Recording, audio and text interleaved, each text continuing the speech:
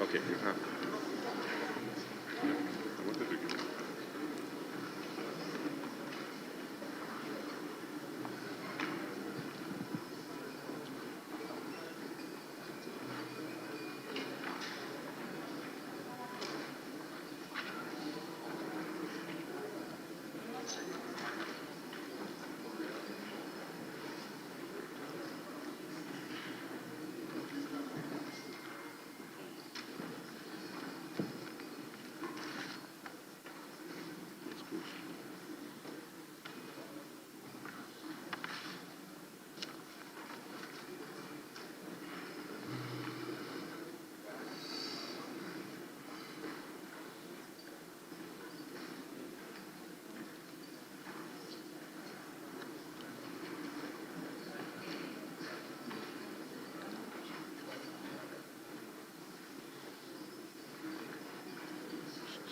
She's also a little bit.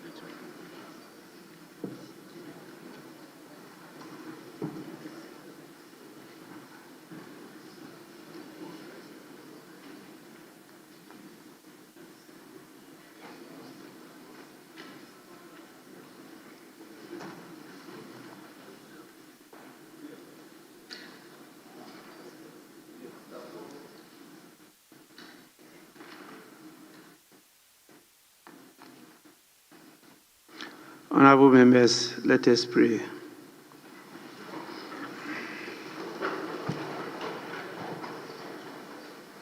Almighty God, we humbly beseech thee to look with favor upon this Parliament of the Republic of Ghana. Grant that it may perform its high duty as in thy sight. Give divine guidance to the President of the Republic. Endow members of Parliament and ministers of state with discernment and vision, integrity and courage, that through the labors of government, this land and people may be well and truly served, and our good purposes for the common human life be realized in our midst. O God, grant us a vision of our country, fair as it might be, a country of righteousness, where none shall wrong his neighbor, a country of plenty, where evil and poverty shall be done away with, a country of brotherhood, where all success shall be founded on service, and honor shall be given to the deserving, a country of peace, where government shall rest on the will of the people and the love for the common good. Bless the efforts of those who struggle to make this vision a living reality. Inspire and strengthen our people, that they may give time, thought, and sacrifice to speed the day of the coming beauty of Ghana and Africa. Amen.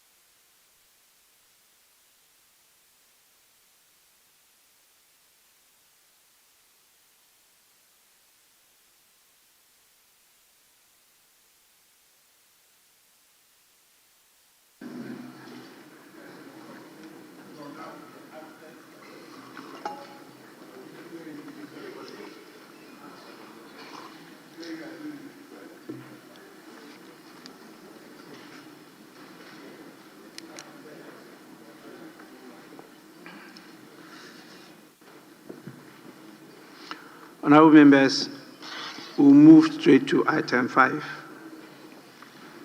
correction of votes and proceedings and official reports. We'll start with the correction of votes and proceedings of Thursday, 30th October 2025. Page 1, page 2,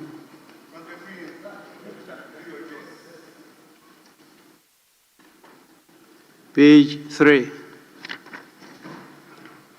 Page 4. Page 5. Page 6. Page 7. Page 7. Yes, please. Speaker, thank you so much. Speaker, may I, with your kind indulgence, draw attention to item 5 at page 7, recognition of schools. Speaker, as we have it here, I think it's not reflective of the range of visitors we have had. If you take into cognizance item I, Youth Parliament Consortium, they are not necessarily schools. And so I'd rather that we replace schools with recognition of visitors. Thank you.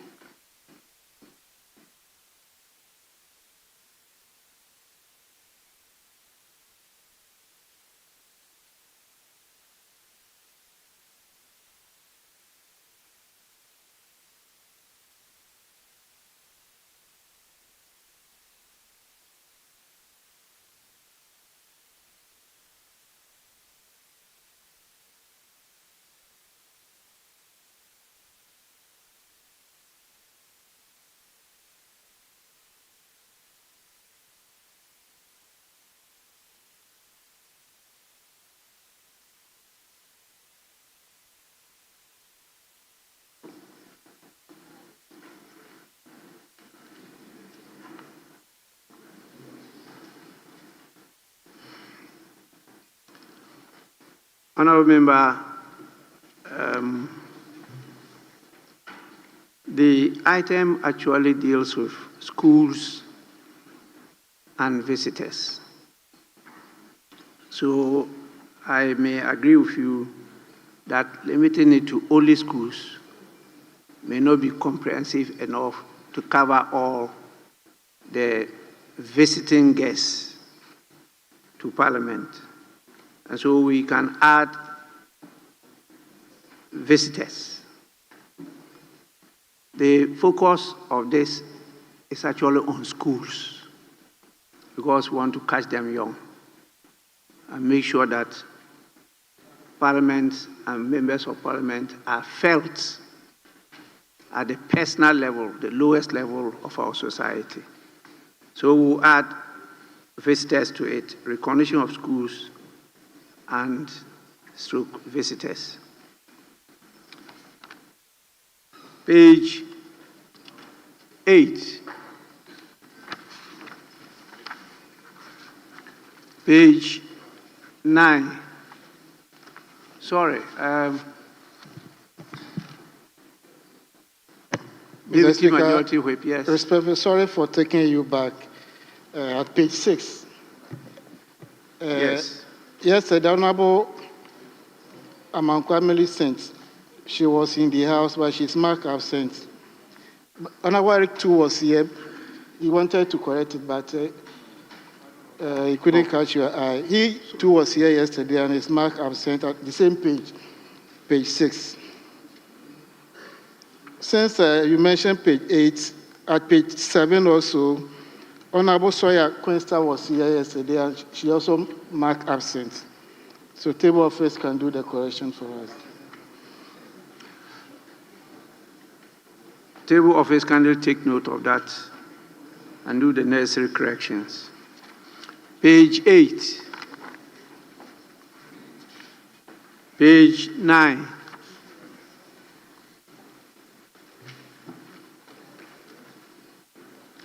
Page 10. Page 11.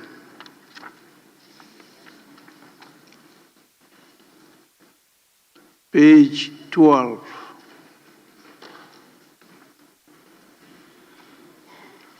Honorable members, in the absence of any further corrections, the votes and proceedings of the 6th sitting dated 7th,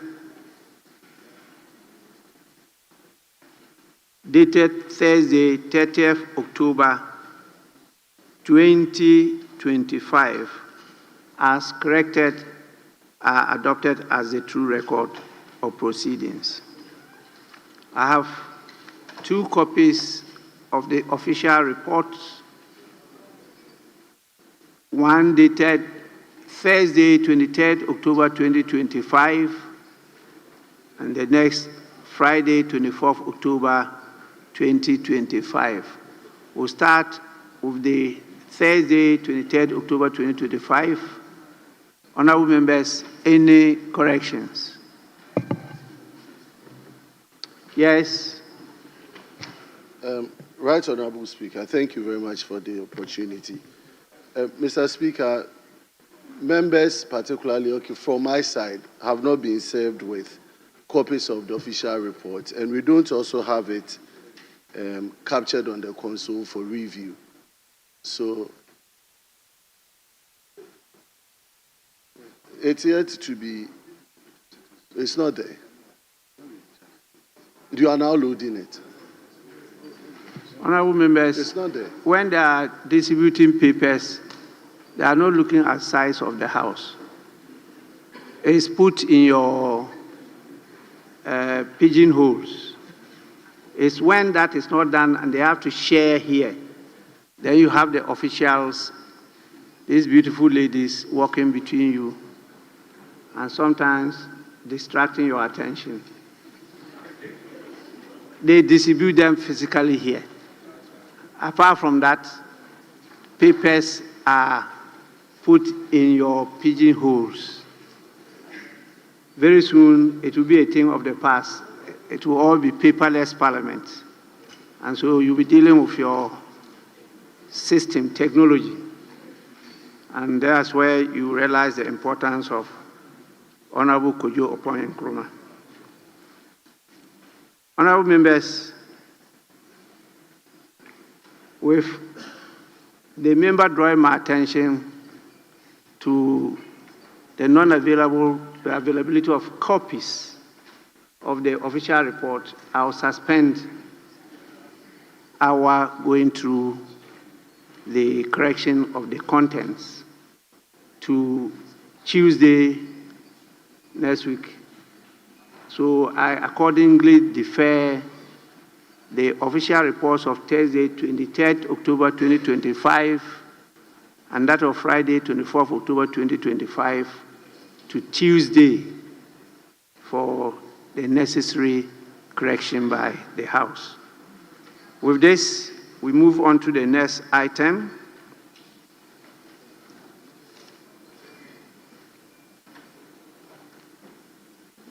Item 6, business statement for 3rd week. Chairman of the Business Committee. Thank you very much, Right Honorable Speaker. Your committee met yesterday, Thursday, 30th October, and arranged business for the House for the 3rd week, ending Friday, 7th November 2025. And the report is hereby being submitted. Business is arranged as follows. The usual formal communication from your Right Honorable self may be made to this House.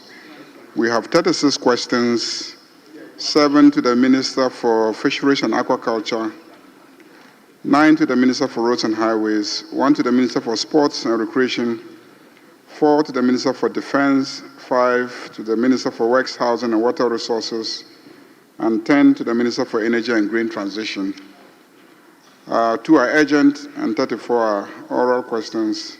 Statements pursuant to Order 91-2 may be made, and then also members may also make statements in accordance with Order 93. Bills, papers, and reports pursuant to Orders 159 and 160 may also be laid, and papers may also be taken laid pursuant to Order 97, and motions and resolutions may be taken, debated, and during the week. And also, Mr. Speaker,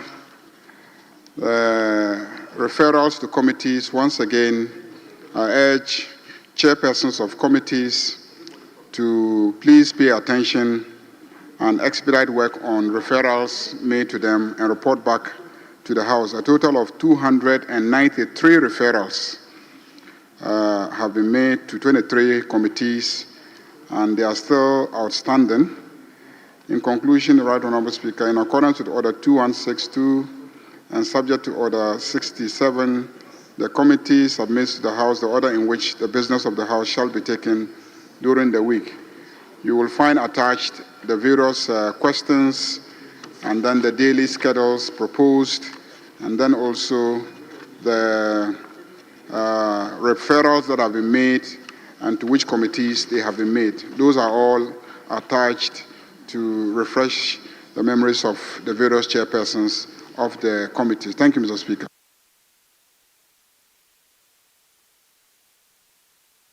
Any comments? Yes, Honourable Member. Yeah, thank you, Mr. Speaker. Let me thank the Majority Leader for the presentation.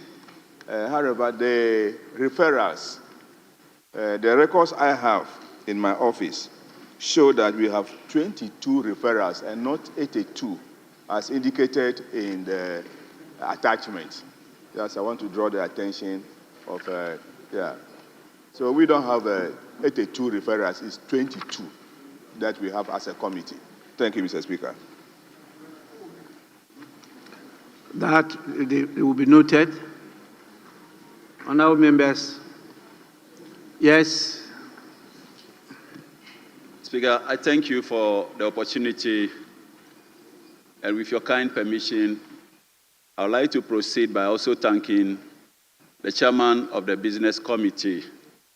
Chairman, Speaker, however, I wish to bring to the attention of the House an issue that has made so much round in the media, both traditional and social media, the whole of the week, which has to do with absenteeism from our respected members of this House. And Speaker, I say this without any particular reference to any of the side. Indeed, the public out there is unaware as to who is NDC, who is MPP. To most of them, Ghanaian MPs are MPs. And indeed, Speaker, there is a data equally making the round in the media as to the list of MPs who have repeatedly absented themselves from proceedings of the House. Indeed, this does not augur well with all of us, and I want us to look at it in totality. And if leadership on both sides of the aisle will agree, I would like to appeal to the chairman of the Business Committee that adequate provisions be made so that as MPs at the Committee of the Whole, we could look at this issue very well. Speaker, I think that the only silver lining over here has to do with the good news, and I want to use the opportunity to congratulate you, because equally in the media is the news that you've been appointed a member of a team that is supposed to negotiate peace between Russia and Ukraine. Speaker, this is another feat you have chalked at the global level. And indeed, your membership of the Three Wise Men in Ghana is yielding lots of dividends at the global stage. Speaker, we thank you so much. I resume my speech respectfully. I would like you to help us as to exact time, the time that we could commence proceedings in the House, just so we can guarantee that reasonable number of MPs will be around for us to prosecute the business of government. For some of us, we are religiously committed to our work, and we want to say that all will be well. Thank you so much, Speaker.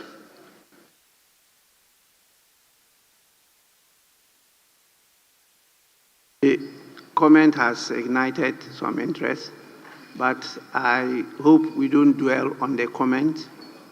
That is not part of the business that has been presented. He just made a proposal for us to have a closed sitting to discuss the matter. Well, former Deputy Whip, who has returned. Mr. Speaker, thank you very much for the opportunity. Mr. Speaker, I went through the business statements, and I must say that when we started this 9th Parliament, the majority leader made some good proposals, and it was going to facilitate and make things easy for members. And I bought into so many ideas that he brought on board. But unfortunately, Mr. Speaker, there are still a lot of things that are still not successfully implemented. And I thought that the majority leader would have proposed in the business statement for us to have a closed sitting within next week. But unfortunately, going through, I have not seen anything like this.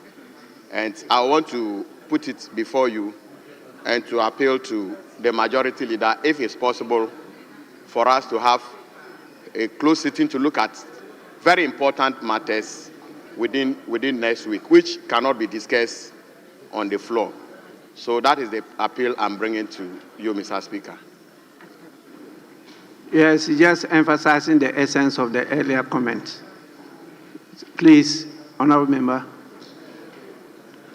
Thank you, Mr. Speaker, for the opportunity. Mr. Speaker, on the MP's absenteeism from the House, I will therefore appeal to the table office to intensify their checks, Mr. Speaker, on MPs who will be in committee meetings, MPs who will be in committee engagement outside the country, MPs who will be having parliamentary delegation, who will be in the delegation, so that they will not be marked absent simply because they are working for the nation. The Speaker is part of the MP's work. So I would therefore appeal to the table office to make sure they intensify their work, not to mark MPs absent. Because, Mr. Speaker, yesterday I was going home in the evening and I heard a radio station mentioning the roll call. Mr. Speaker, mention the roll call. So please, I will appeal to the table office to do the needful. Thank you very much, Mr. Speaker. We spent some time on this matter and we explain it to all of you, including the staff, that if you are at such committee meetings, a report should be submitted to a table office for them to capture it. The same for those delegations who are outside the country. Definitely, the Speaker will have to give permission. We give approval for them to go, unless it's on a private matter. You're going on private business. And so all that should be communicated to the table office. So we are taking all that into consideration. But as I said, you should place a lot of premium on the sittings and be physically present here. If it's a virtual sitting, it will be so declared. And we've had virtual sittings before. And that is where the world is moving towards anyway. And so we have taken note of all that and work on it. The news circulating, I think, is from the records of the House. It's not something that is officially released by Speaker, but I think it's from the records that they are using. I don't know whether it's the corrected versions of the votes and proceedings, because I don't have an idea about that. But I did request the table office to compile a comprehensive report of the sittings of the first meeting and the second meeting. And that was done. Whether it's that record they are using or not, I have not cross-checked to make sure it's authentic. But definitely it's a concern that the public is expressing, and they are entitled so to do. It's just that we have to look at our ways and I'll look at our conduct and our time management to present ourselves on the floor of the House during plenary sittings. Please, that is a demand, and that is part of the mandate that has been given to you to represent them in their various constituencies. So let's take it let's take it at heart with all humility and work on it. That's all what I can say. Yes, Honourable Member. Mr. Speaker, in due time, I will find out from you, but not now, and demand your ruling on what constitutes attendance of the House or attendance in the House, whether it's just the chamber or it's parliamentary work within the precincts of Parliament. But I will ask of you at a later date, not today. Even though various speakers have done their ruling, I want you in particular, because you have been a member of Parliament for all these years, you have suffered it on both sides. I want especially from you. But Mr. Speaker, I want to support my honourable colleague, Honourable Matthew Nyindam, that even if you cannot table or you cannot bring the minister, the finance minister, who, if my information is correct, we all heard through newspapers and the media that he will be presenting his budget on the 16th. If it is correct, please bring him next week and let the House meet him. I didn't hear that. You heard what? Mr. Speaker, I'm saying that I read somewhere that the finance minister will be presenting his budget on the 16th. I'm not aware of that. You are not aware. Well, I read it somewhere. That on the 16th. The finance minister is going to present budget where?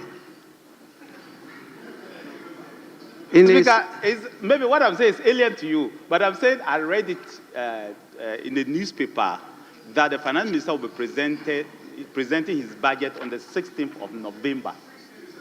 It's a Sunday. Well, I'm just saying I read I read it somewhere. 13th. Well, the deputy whip is correcting me that they said 13th, which is a Thursday.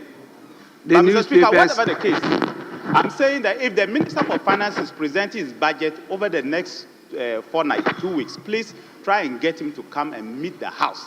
You know why I'm saying that. You don't want what has been happening to repeat itself with him. Otherwise, it may repeat, and it may repeat in an ugly manner, which we don't want. So please, try and schedule him to come next week, and let us meet in the committee of the whole. Let us cross all the T's, let's dot all the I's, make sure that members are okay before he steps into this House. It will help you, it will help members, and I'm sure it will help the Speaker to control the House. I'm asking in particular the finance minister, if you cannot schedule all the ministers, but he in particular, find time to bring him to this House before he comes. At least one clear week before he comes to the House. Otherwise, 3 days to the budget, he will say he's busy, he's that, he may get disappointed. Mr. Speaker. Honourable members, you are members of this House. You know that this House has been bestowed on members in the House chaired by my good self as an arm of government. The other arms don't just walk into the House to transact business. They are allowed to make proposals, but we take the decision when to host them. And so there is no such decision. If they are making proposals to individuals, it's not going to be made to me.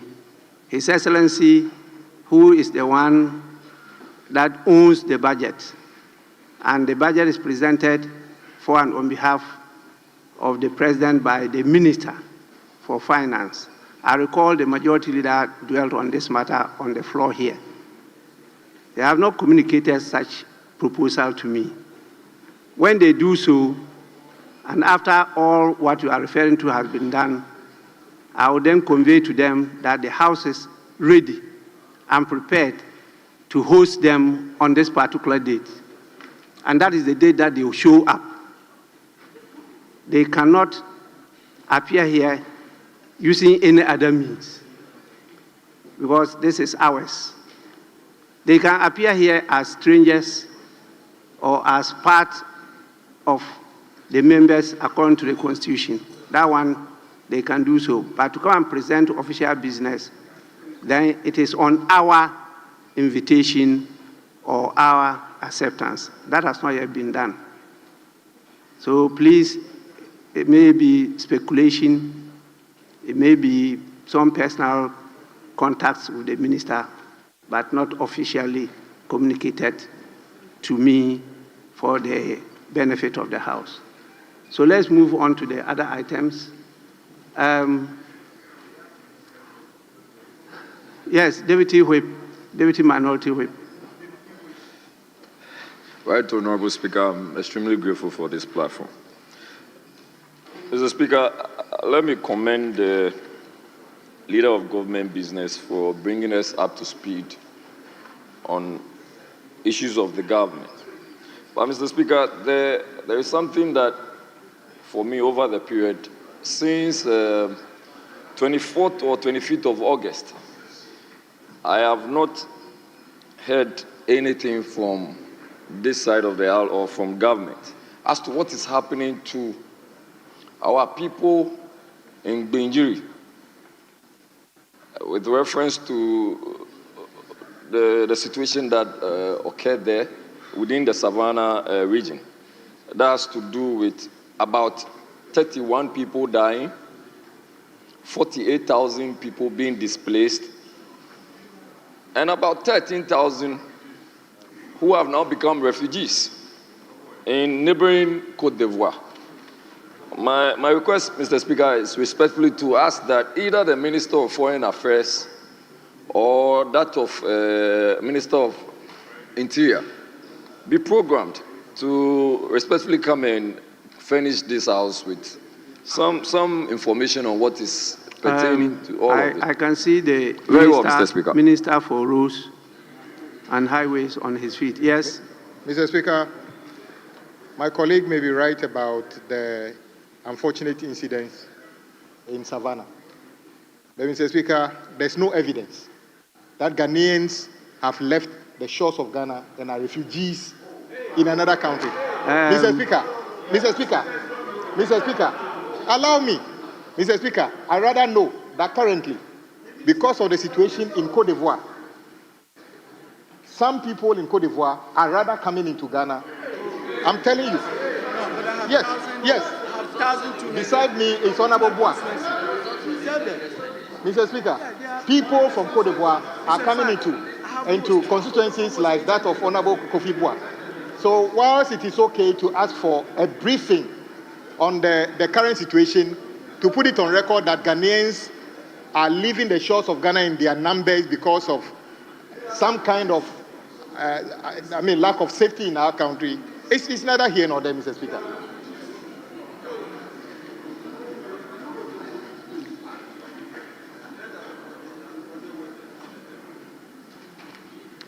Honorable members, let's allow this to end here.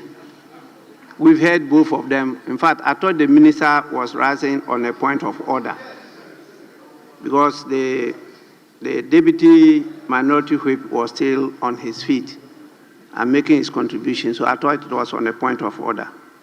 But maybe the way he phrases is on a point of order in respect of misinformation or misleading. But definitely, there was evidence that some people left the shores of Ghana, crossed the river into Côte d'Ivoire. Now, efforts have been made to return them. All those were published. Maybe his attention has not been drawn to that. So let's move on to other matters. Honorable members, it's just business statement. We have things to do. On the statement, yes. Thank you. Thank you, Mr. Speaker. Mr. Speaker, I want to commend your committee, the Business Committee, for programming the business for the ensuing week. I've seen they've done some good job, and I also acknowledge that my question has been captured here. Mr. Speaker, but I seek your guidance. The last week, even the reopening of the House and the statement or opening statement from the majority leader, in fact, in that statement, had a full expression from the majority leader admitting to government making some steps towards getting the minister to appear before the House to resolve or speak to the matter of deportees. Mr. Speaker, last Friday, the majority leader again addressed the business statement, and members raised very critical questions as to why the Foreign Affairs Minister is not captured to appear to respond to the House. Mr. Speaker, yet again, this is another week. This is the third week, and the same Foreign Affairs Minister has not been captured to appear before the House. My point is that there are some critical issues that, Mr. Speaker, when it takes time, the steam in the issue, the discussion and the importance of the issue, before the ministers make themselves available to appear before the House, then, Mr. Speaker, the issue might as well be long past and gone.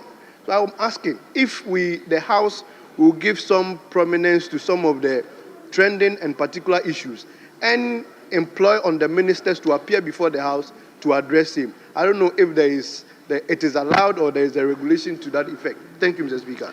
Honorable members, I will call on the majority leader to take note of the points that you've raised. But it's not for me to be drawing your attention to the tools that is available to you. If you are calling for a closed sitting or committee of the whole to discuss a pending matter, you have the opportunity to file an urgent question. And the person will be hauled here to answer the question. So you don't have to keep on raising the same issue when you are not getting response to your questions or your queries from the other side. You ask urgent question. Please, Majority Leader, kindly take note. If you have something to add, you add. But I see your colleague opposite is itching to say something. Thank you, Mr. Speaker. Mr. Speaker, I would like to find out from the Majority Leader and the Chairman of the Business Committee when we should be expecting the Minister responsible for Finance on the 2026 budget, because other media houses have reported that 13th November, even though Speaker indicated that that is not known to Parliament. And Mr. Speaker, I would like to communicate through the Majority Leader to yesterday, some of the ministers, two of the ministers, the Minister responsible for government communication and the Minister for Interior, they show patriotism and togetherness in dealing with a matter that I brought before them. Mr. Speaker, we heard the incident that is going on in Tanzania, and one of us have been an election observer in Tanzania. There was a bit of chaos on the 29th of this month's election. There was no way we could contact the member who was in Tanzania. They cut off phones and internet in Tanzania. But I reached out to the government communication minister and the interior minister, and they were very helpful. And I just want to express that gratitude that they have actually shown patriotism. And they should keep it up. When we are on the floor and we are talking, that one is different. But when we leave, we are together and we work for one nation, Ghana. Mr. Speaker, the communication minister, I don't know whether, I don't get it. He's trying to, you are not more a backbencher. You are a minister, you are a cabinet minister. So all those things that you are doing, you need to stop it, communication minister. You are not more a backbencher. Per our standing orders, you are not, you're supposed to behave as such. So Majority Leader, if we will know that, and then express my gratitude to the two ministers.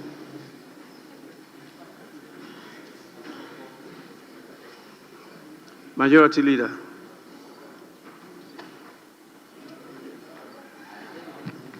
Right Honorable Speaker,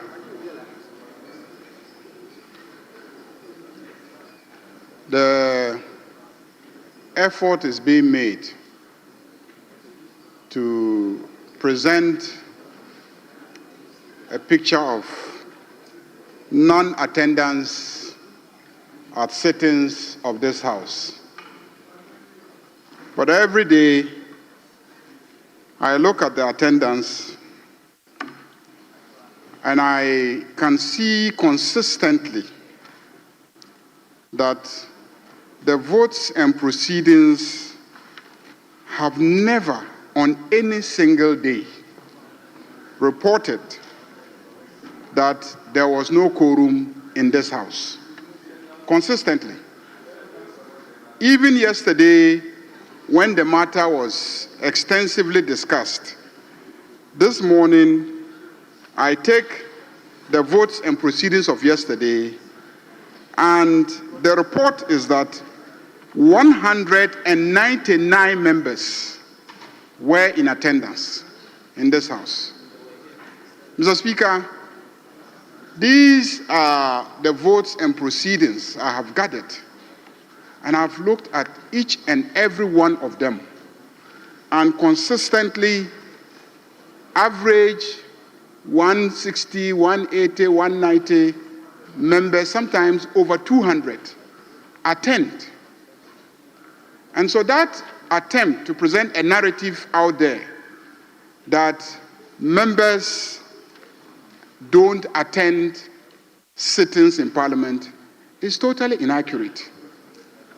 So, Mr. Speaker, I think we should go by our own votes and proceedings, because that is an accurate recording of those who have been in attendance in this House. Of course, at any given time, we need a certain quorum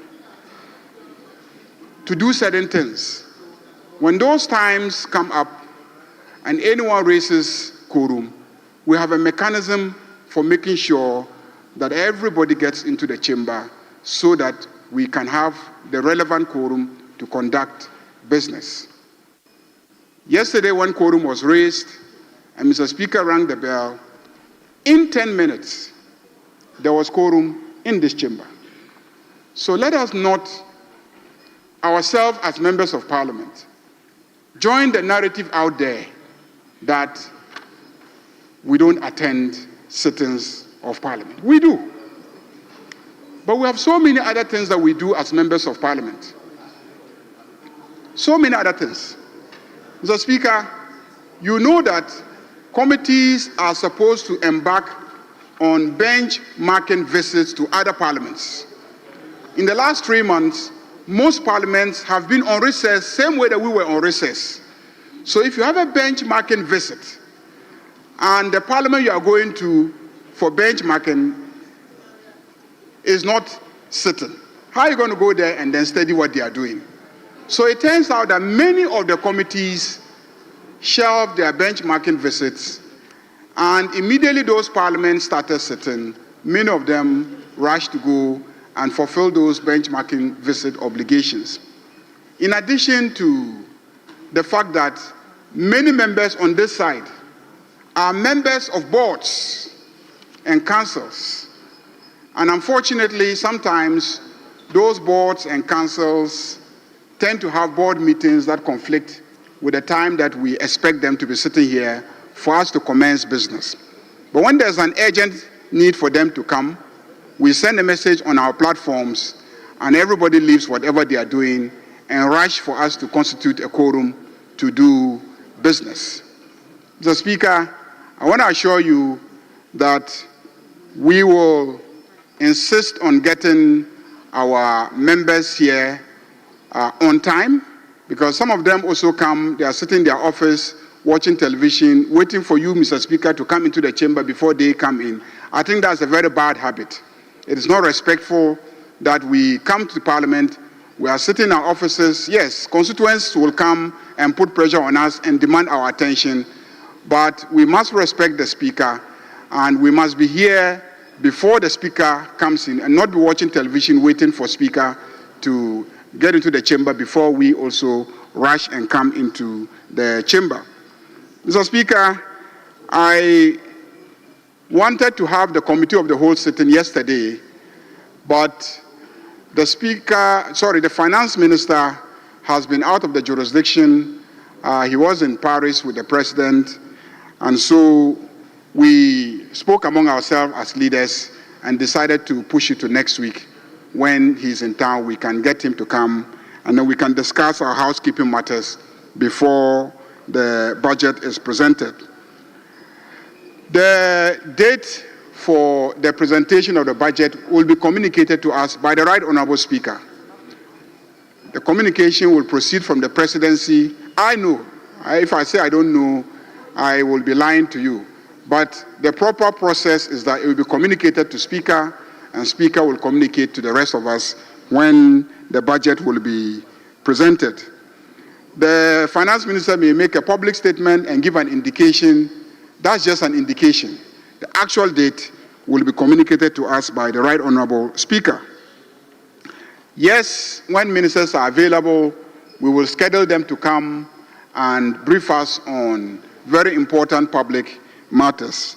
But the Right Honorable Speaker also gave indications that we can also use the various tools available to us to urgently summon ministers here to answer urgent questions, and in the process, we can address all the issues that we want to address.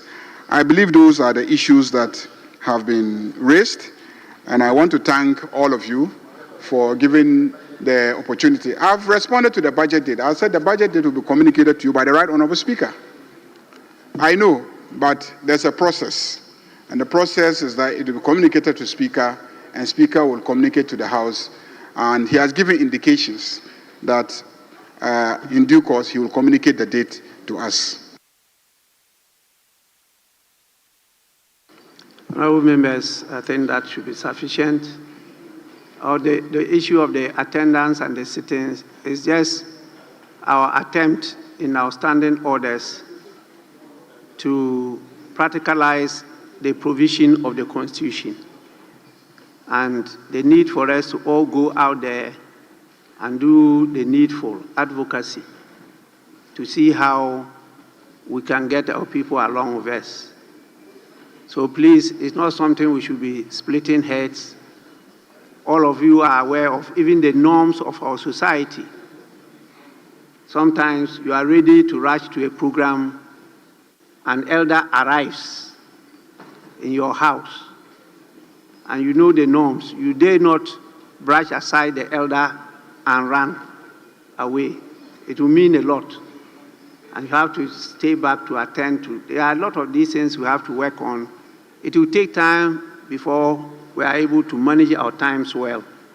But all the same, I insist that high premium should be placed on personal attendance, unless it's a virtual sitting, personal attendance to plenary session. It's very important. Honourable members, I will proceed to say,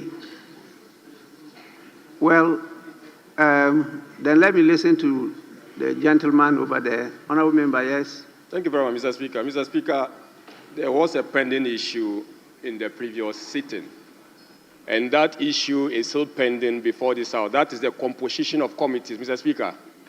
There are some committees of this House that are not fully composed or constituted.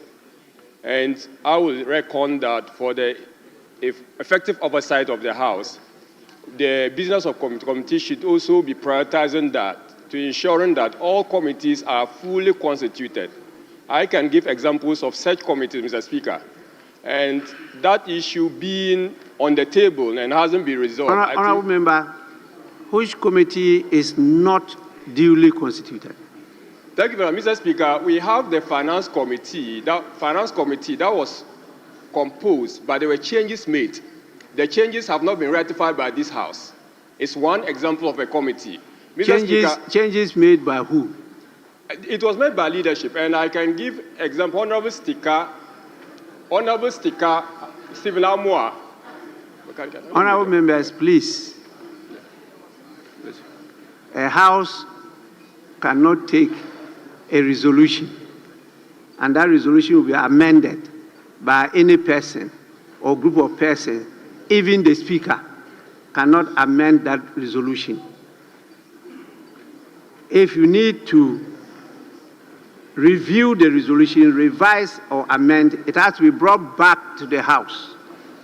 And it's the House, by the standing orders, that can proceed to amend, revise, or review the resolution. No leader can do that.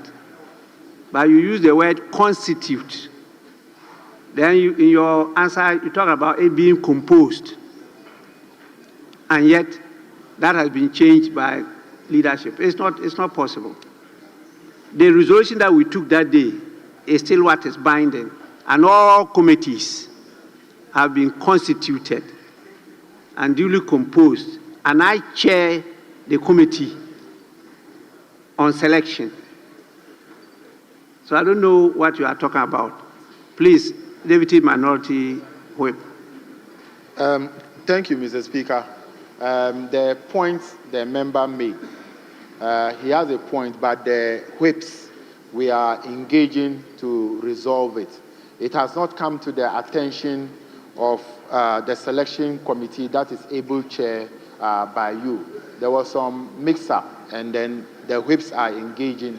We'll have our meeting, and then we can relate with the committee that you chair, the selection committee, to make sure that if there is going to be any changes, then we'll do that by resolution on the floor.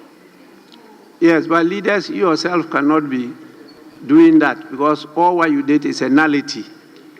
It doesn't exist in the eyes of Parliament. It's just empty boast. They've done nothing.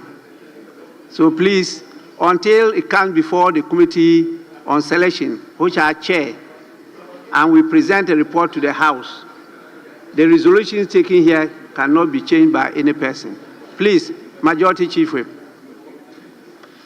Speaker, thank you. One, the issue raised by the Honorable Kabiru was in respect of, at the time of passing the resolution for the adoption of the reports of the Committee of the Selections, a couple of members, it emerged that a couple of members were not placed in a minimum of 2 committees.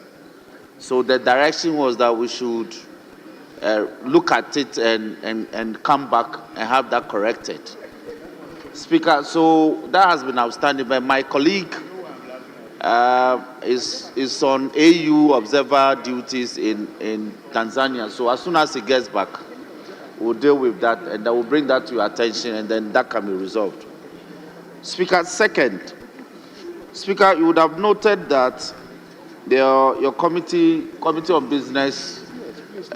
Yes, Speaker, we have introduced advertising statements admitted by you, so that members will be aware when they will make those statements on the floor.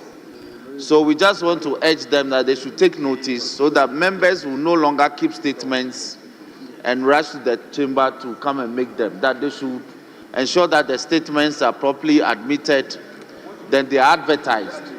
The dates will be given, so they are put on notice so they can come and prepare and make the statements. These are my few comments on the matter. So, Mr. Speaker, I thank you. Honorable members, the business statement as presented is adopted. Let me acknowledge the presence of our visitors from various schools. We have 4 groups. The first coming from Kumasi Academy, Kum-Aka. There are 69 in number, and you know it's located at the Aswase constituency, and they are led by a teacher by name Kofi Ajapon. On behalf of the House, I want to warmly welcome you and to thank you for taking the time to come. At least you have had a feel and experience of what happens on the floor of Parliament. We expect you to learn more and in future, please do better than we are doing. So you are welcome. You may resume your seats. We have another group coming from the Obuasi East constituency, 75 in number, from the presentation of Our Lady Catholic Girls School. They are led by a teacher by name Christopher Boa. Please, you are also warmly welcome. Catholic Girls, this is only girls' school. And I actually don't see any boy there.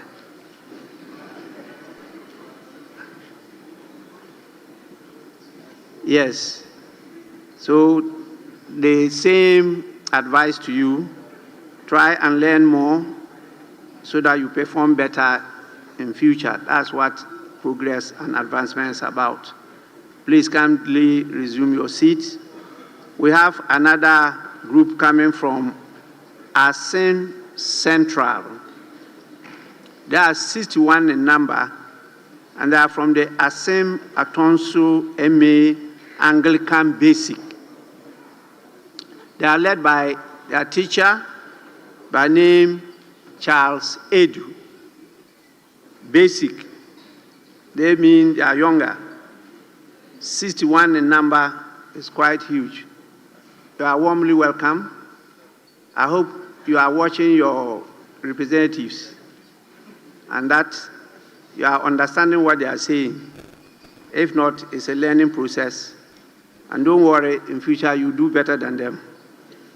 So you are warmly welcome. We have the last coming from Okakwe South, that is Kaneshi North 3 Basic School, led by the head teacher, Gifty Ama Sewa Hasji. They are 79 in number, 79. Please, you are also warmly welcome, and the same advice goes to you. Anytime our doors are open, you can come even as individuals, and you'll be given the opportunity to sit where you are to watch what is happening. And please pass on the message to your parents so that they can advise your representatives as to what you want them to do. That's very important. They need the feedback. You have heard them reacting to a feedback of public discourse. It's very important to shape and direct the Parliament of Ghana. You are also warmly welcome, and may you resume your seats. Honorable members, as indicated earlier on, we need to have a statement presented today. And so we don't have much time, because today is the end of the month. I don't recall this House making a statement on the breast cancer month. And so there's a statement pending, which I hope leadership will get space for members to make comments about the breast cancer situation in our country. Yes, Majority Leader. Mr. Speaker, that is so, but I crave your indulgence to allow the laying of some papers by the variation of the order of business so that we can then go back to question time and then statements. So, Speaker, the Minister for Lands and Natural Resources, who is also acting as the Minister for Environment, Science and Technology, has the Environmental Protection, Mining in Forest Reserves Revocation Instrument of 2025. If you will indulge us for him to just bow and lay that, and then also lay some audit reports on behalf of the Ministers of Tourism and then local government. And then later on, the Minister for Communication can also lay the audit report of the Ghana Publishing Company. Then we can go back to questions and then the statements. Honorable members, I proceed to vary the order of business as requested by the Majority Leader, and therefore we move on to at the commencement of public business, presentation of papers, item 10, Minister for Environment, Science and Technology. That's what I have here. Environmental protection, mining and forest reserves, revocation instrument 2025. Honorable members, the said instrument is accordingly referred to the Committee on Subsidiary Legislation for consideration report to the House. Yes, Deputy Minority. Mr. Speaker, Yes. sorry about that, but I'm just rising under Order 97.3. And Order 97.3, Mr. Speaker, a short explanation statement shall be made by a person presenting the paper where requested by the House or a member upon presentation. And if we can get some small explanation, because on this revocation, you can't just bow and go. And Mr. Speaker, when you said Minister for Environment, my Majority Leader said he's acting. And the other paper captured the Minister for Environment, not acting Minister for Environment.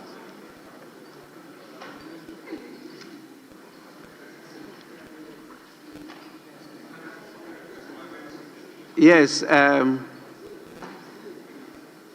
yes, Majority Leader. Mr. Speaker, the person we have here was vetted and approved by this House as the Minister for Lands and Natural Resources. That's what this House knows we did. We vetted him, approved him as Minister for Lands and Natural Resources. In the absence of a substantive minister for Environment, Science and Technology, the President has asked him to also act as the Minister for Science and Technology and did communicate to the Right Honourable Speaker, who communicated to this House. So he is acting as the Minister for Environment, Science and Technology. That's what he is for now. Whatever your order paper says, he is acting as the Minister for Environment, Science and Technology. So I have not faulted in any way, Mr. Speaker. Yes, we have not faulted in any way. We're just waiting to hear a brief statement on what the instrument is about. That is the request of the Deputy Minority Whip. Thank you, Right Honourable Speaker. Madam Speaker, you recall LI 2462, which was enacted November 2022 to ensure that environmental management principles are legally enforced in mining operations in forest reserves. Public outcry led to an amendment of that LI by deleting Regulation 3.2 to effectively limiting the President's power. The new LI 2504 was entered into force June 2nd, 2025. However, in the light of current circumstances, it has become expedient to revoke LI 2501, and going forward, exploration and mining operations in forest reserve by legalized large-scale mining will be undertaken using guidelines reviewed in 2022 until a new LI is considered. I thank you. Honourable members, we go to item 9, presentation of papers. The following papers to be presented. 9A, by the Minister for Government Communications.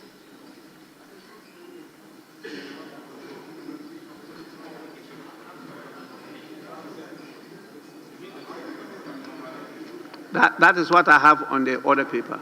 Yes, Mr. Speaker. And I earlier indicated that I wanted your permission for the Minister for Lands to do all those on behalf of. Yes. Granted. Yes. Annual statement by the Audit Committee of the Ghana Pollution Company Limited for the year 2024. Honourable members, it's just 9A. Honorable members, the said statement is referred to the Committee on Communications for consideration and report to the House. 9B. Annual statement by the Audit Committee of the Ghana Museums and Monuments Board for the year 2024. Honorable members, the said statements referred to the Committee on Tourism and Culture for consideration and report to the House. 9C.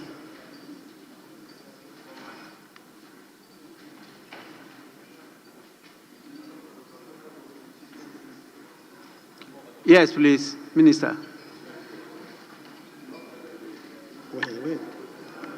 Annual risk-based internal audit work plan of the Zongo Development Fund for the year 2025. Honorable members, the said internal audit work plan is referred to the Committee on Local Government and Rural Development. We haven't changed the name yet. I think Local Government and Rural Development. Yes, for consideration and report to the House. Any further variation? Right, Honorable Speaker, I think we can go back to questions and statements. Honorable members, we have a number of questions. 1, 2, 3, 4, 5, 6, 7, 8 questions. And so I'm going to restrict the number of supplementary questions and also the time that members use to lay foundations. So we start with the first question. Question number 255 stands in the name of the Honorable Member for Asokwa, Ms. Patricia Apieje. Honorable Member, you may ask your question.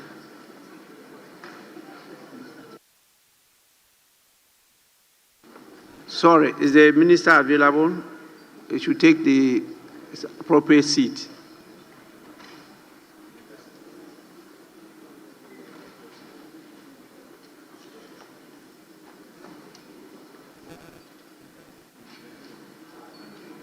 Yes, Honorable Ms. Patricia Apieje, you may ask the question now.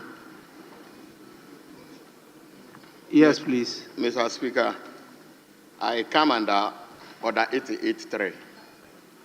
And with your indulgence, Mr. Speaker, I want to read.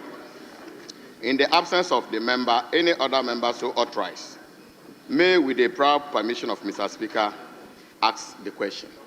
So, Mr. Speaker, I have her authorization, but I need your permission to ask the question on her behalf. I didn't hear you. I said I come under Order 88.3. Yes, I heard that one. You say you have. So I have her authorization, but I need your permission as stated by the orders to ask the question. Honorable Member, granted. You may do so. Thank you, Right Honorable Speaker. Mr. Speaker, I rise to ask the Minister for Communication, Digital Technology and Innovation the plans implemented by the Ministry to ensure the proposed Digital Innovation Fund with an initial capital of $50 million is transparently managed and equitably accessible to Ghanaians, technology startups, and youth-led businesses. Yes, Minister.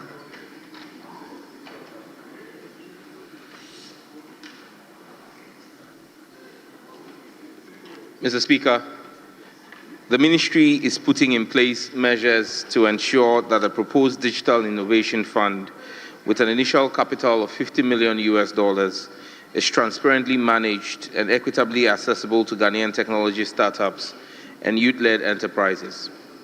The fund will be established by the Ghana Innovation and Startup Bill 2025, which provides the legal framework for its management and governance after passed by this House. A board will oversee the operations of the fund, to ensure transparency, accountability, and full compliance with public financial management laws. The operations of the fund will be guided by Acts 921 and 658, with annual audits conducted by the Auditor General. Reports of the fund's activities and performance will also be submitted to the Minister and subsequently laid before Parliament for scrutiny. Mr. Speaker, the Ministry remains committed to ensuring transparency and fairness in the fund's governance. I thank you. Yes, Honourable Member, any supplementary question? Thank you, Right Honourable Speaker. Mr. Speaker, I want to find out from the Minister, as captured in the 2025 budget, the lifespan of the budget is almost ending. I want to find out from the Minister what is actually impeding his introducing the bill to Parliament, the 2025 setup bill. Yes, Minister. Mr. Speaker, if my memory serves me right, there was no allocation made in the 2025 budget for the $50 million fund. And so it is not a fund that has started being funded. Once the Innovation and Startup Bill, which is the legislative framework that would guide the disbursement of the fund, is laid before this House and passed, once we have that in place, we would then activate in the subsequent budget the $50 million fund for its disbursement. But no allocations have been made. If you look at the ministerial allocations in the budget for 2025, there was no line item for the Innovation and Startup Fund. I thank you. Yes. Mr. Speaker, may I find out from the Minister when he intends to introduce this bill to fast-track the activities and the allocation Minister. as well? Minister. Mr. Speaker, the Ministry has completed its zero draft. We have invited inputs from the general public. We have received same. We have proceeded to hold 4 stakeholder consultations, one in Tamale, one in Kumasi, one in Takrady, and on the 22nd of this month, the last one was held in Accra. We've taken all those inputs. We will complete that, send it to the Attorney General's office, then Cabinet, and after that, meet with the Parliamentary Select Committee on Communications and then the Standing Committee on Legal Affairs to then go through the processes. We're hopeful that in the next meeting of Parliament, we'll be able to complete the processes and lay it before plenary for consideration. Thank you, Mr. Speaker. Honourable members, yes. Thank you very much, Mr. Speaker. Mr. Speaker, I would like to find out from the Minister the initial amount of $50 million that is proposed or that is intended to be put into the fund, if so established. How is government financing that? Is it through budget, through a loan agreement, or how is government intending to raise the 50 million United States dollar to put into the fund? Yes, Minister. Mr. Speaker, the Minister for Finance will handle the source of funding once the fund is set up. Thank you. Honourable members, move to the next question. Question number 418 stands in the name of the Honourable Member for Keita, Mr. Kwame Jijole Gakwe. Please, Honourable Member, you may ask the question.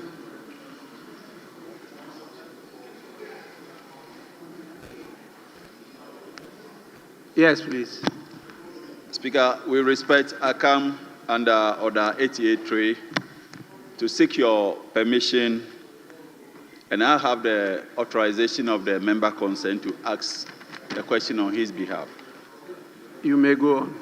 Thank you, Right Honourable Speaker. I ever asked the Minister the plans of the ministry, what the ministry is doing to implement and address the surge in cyber fraud incidents in the country. Thank you. Yes, Minister.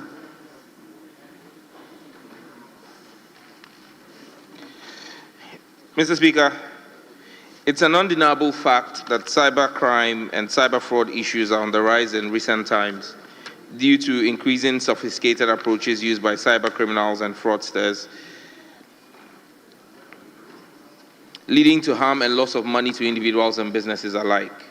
For instance, between January and September 2025, the Cybersecurity Authority recorded 14,425 cases. The Cybersecurity Authority has adopted a multifaceted approach to dealing with these issues. This includes strengthened collaboration with key stakeholders, intensified regulatory enforcement activities, and intensified public education programs. On intensified regulatory enforcement activities, Mr. Speaker, effective regulatory enforcement of cybersecurity issues requires effective collaboration with law enforcement agencies, both national and international. The authority closely collaborates with international partners such as Interpol, the Federal Bureau of Investigation, FBI, the National Cybercrime Agency of the United Kingdom, the Africa Forum of Computer Emergency Response Teams, Africa CERT, and the Forum of Incident Response and Security Teams, FIRST. These engagements provide access to threat intelligence as well as cyber incident response measures. For instance, the collaboration with the CID of the Ghana Police has led to the arrest of 65 suspects, including 49 foreign nationals involved in sophisticated online fraud schemes in June 2025. A major coordinated crackdown on cybercrime in August 2025 led to the arrest of 39 individuals in Adum City Estate and Tema Committee 25 in the Ningo Prampram constituency of the Greater Accra region. Further, in October 2025, this month, following the support of the Cybersecurity Authority, 10 individuals alleged to be involved in creating fake online food delivery platforms to defraud unsuspecting customers were busted. Mr. Speaker, on strengthened collaboration with digital platform owners and other social media stakeholders, the Cybersecurity Authority currently maintains a direct relationship with Meta, the owners of Facebook, Instagram, and WhatsApp, and ByteDance, the owners of TikTok. The authority is currently working to establish a similar working relationship with the owners of X, Snapchat, and LinkedIn. The Cybersecurity Authority has collaborated with social media platform owners and other digital service providers through the CERTs, which led to taking down 203 website domains found to be engaged in fraudulent activities. Additionally, we have taken down 738 social media accounts used impersonating VIPs, Mr. Speaker, including your very good self, and members of parliament, and government appointees and other high-profile persons, and we've neutralized those accounts. A collaboration with telecom service providers has also resulted in the blocking of 1,380 mobile numbers used for nefarious activities, including online fraud. On increased awareness, education, and publicity activities on cyber issues, Mr. Speaker, the CSA has since January 2025 issued 11 public alerts and 4 technical alerts to inform and educate the public and institutions on trending cyber fraud incidents such as fraudulent investment and recruitment scam. The ministry, with funding from the World Bank in July 2025, launched the Safer Digital Ghana campaign initiative nationwide. Mr. Speaker, regional fora, social media campaigns, and various stakeholder engagements were adopted this month during the celebration of the 2025 Annual Cybersecurity Awareness Month. This year's celebration focused on 4 pillars, namely children, the public, businesses, and government, under the theme Building a Safe, Informed, and Accountable Digital Space. Other awareness and publicity programs, Mr. Speaker, which were implemented in 2025 include an engagement with 58,000 children and young children through the Child Online Protection Sensitization activities. And Mr. Speaker, the ministry is currently undergoing a review of the Cybersecurity Legislation Act 1038. We're taking public memoranda. We've opened it up to the public. The zero draft is ready. We're taking memoranda. We've received over 600 memoranda, and that is going to be considered, and we'll hold our in-person stakeholder engagements, and hopefully next year lay the amendments which will strengthen our capacity and ability to deal with cyber fraud in a responsible and responsive manner as the government. Thank you.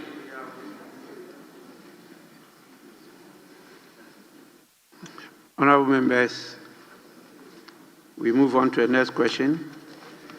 And that is question number, sorry, you have a supplementary? The two of you, please, you may go on. Thank you, Mr. Speaker. Mr. Speaker, there's been quite a number of people, especially those who are politically active. Mr. Speaker, let me say some MPP activists have been complaining of Meta restricting their accounts, their posts, pulling down most of their activities without prior notice or anything. Mr. Speaker, and what is also worrying is that there are no remedy or no avenue for them to complain of such activities. Some of them may be fake accounts, we agree. But those who are genuine do not even have an avenue to complain. I'm asking, won't the CSA, be used moving forward to, particularly to say, clamp down, victimize politically activists who want to express their opinion against government or against the ruling party? Thank you. Yes, Minister. Right Honorable Speaker, the Cybersecurity Authority under His Excellency John Dramani Mahama has absolutely no interest in clamping down on dissenting voices or criticisms of the government. And so we have actually no policy of clamping down or shutting down pages. In fact, the Cybersecurity Authority of Ghana has no control over the platforms and does not have the ability to shut down pages on their own.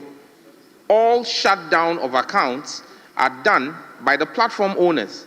So if a post is taken down on WhatsApp or on Instagram or Facebook by Meta, that's done by Meta's own community standards. It means that the content of that post breached the community standards.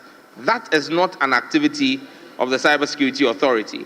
If a post is taken down on TikTok, again, that will be done by ByteDance. That is not controlled. Those platforms are not controlled by the Cybersecurity Authority. So I'm grateful for the question. It allows us to educate the public to say that the government is not responsible for taking down social media accounts, and President Mahama's government is extremely liberal and open to criticism, be they constructive or obstructive. Thank you. Yes, Honorable Member. Thank you very much, Mr. Speaker. Mr. Speaker, I will first seek your guidance on this issue, because the minister, in answering the question, added a certain matter which was not contained in the answer given. And I'm coming under Order 88, the combined effect of Order 88, 4, and 5, for your direction, whether or not the minister, in responding to a written answer without a supplementary question, has the right or the mandate to read a matter, because that forms the basis for the follow-up question that the honourable member raised. And I also have follow-up question, but it's not a supplementary question that he was responding to. So I'll need your guidance on that before I will then ask my question. Thank you very much, Mr. Speaker. Well, honourable members, submitted written answers are actually guides. And so the ministers are, by law and practice, permitted to add onto or take away what they have submitted. So you actually ask your supplementary question based on the oral answer, because these are referred to as oral answers. And those are oral questions. The written ones, you know, when you submit, they write it to you personally. But once it's oral, the minister is permitted to come to the floor and say something different from what is in the answer. The only snag here is if it is substantive, he has to draw the attention of the House. If it is substantive.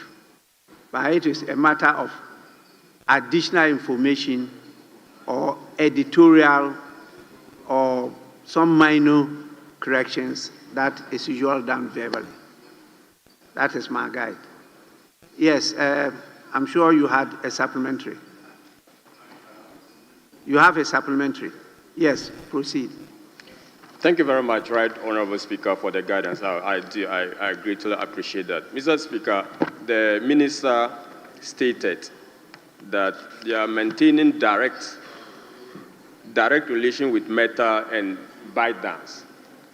And the minister only falls short of mentioning to us when he said direct relationship or direct relationship with them. It doesn't give the sense of this out what that direct relation means in the context of the question that is being asked. The context of the question is how will that direct relationship prevent cyber crime or cyber fraud? So I'm just seeking clarity from the minister when he said you are maintaining direct relationship with Meta and ByteDance, what it entails. Thank you very much. Yes, Minister.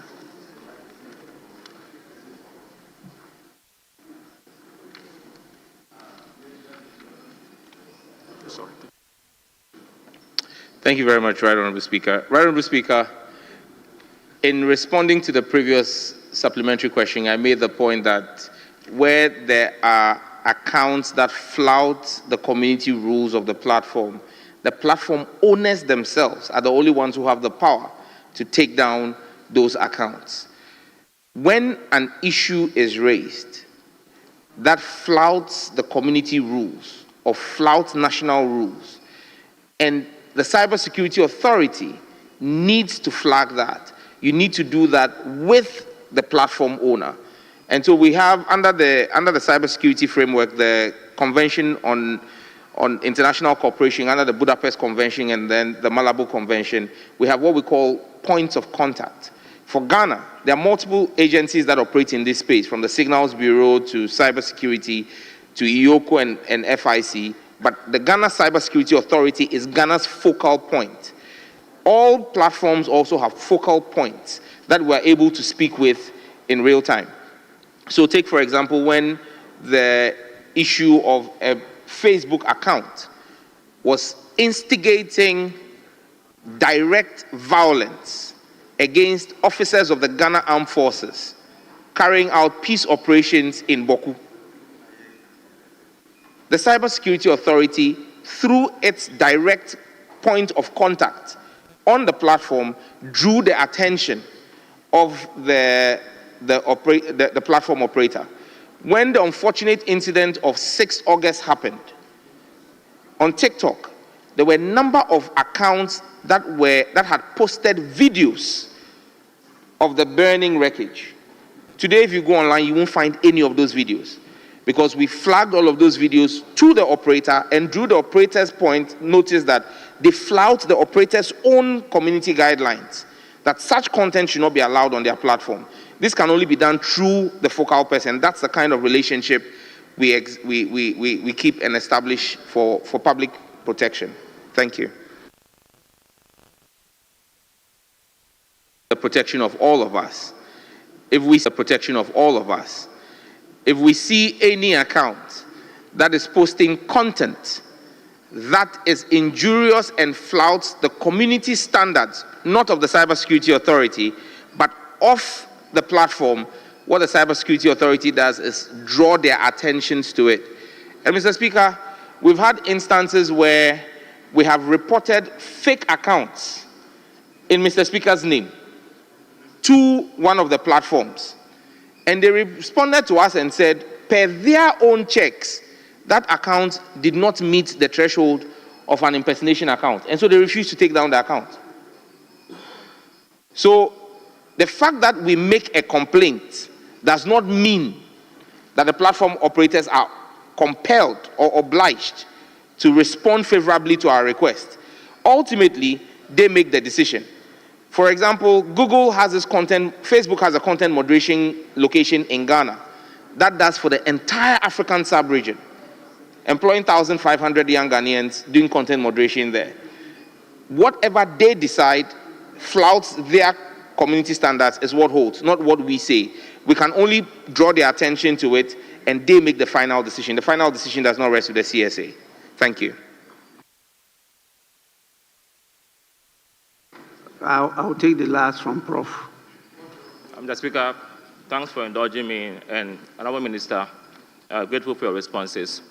I've seen that your intervention has yielded in arrest. You've also indicated some useful programs that you are embarking upon. However, the question was about how these interventions will curb the search. Will you be kind to share with us, using historical data, whether there has been a decline in cybersecurity fraud in the country? Thank you. Yes, Minister. Right, Honorable Speaker, the examples I gave in my substantive answer, for example, the fact that in collaboration with the CID, we did an operation that led to the arrest of 65 suspects, which included 49 foreign nationals, clearly leads to a drop, because these are malicious actors in an active cyber crime operation who are taking out of operation. And so that has seen a drop. One of the very high-profile ones is the extradition case that we handled for Iyoko, where we did surveillance and identification using the tools available to the Cybersecurity Authority. Those 4 individuals have been extradited to the United States to face justice there. The example of the 10 individuals who created a fake online food delivery scam and were taking money from unsuspecting people who have been picked up, again, drops the numbers. And you know, those who do the phone calls to say that from MTN, pay this money, give you your SIM, we've identified and blocked 1,380 of those numbers. So that definitely has led to a drop in crime. But even as we work, the criminals also improve their activities. And that's why we need to strengthen our cybersecurity law next year. Thank you.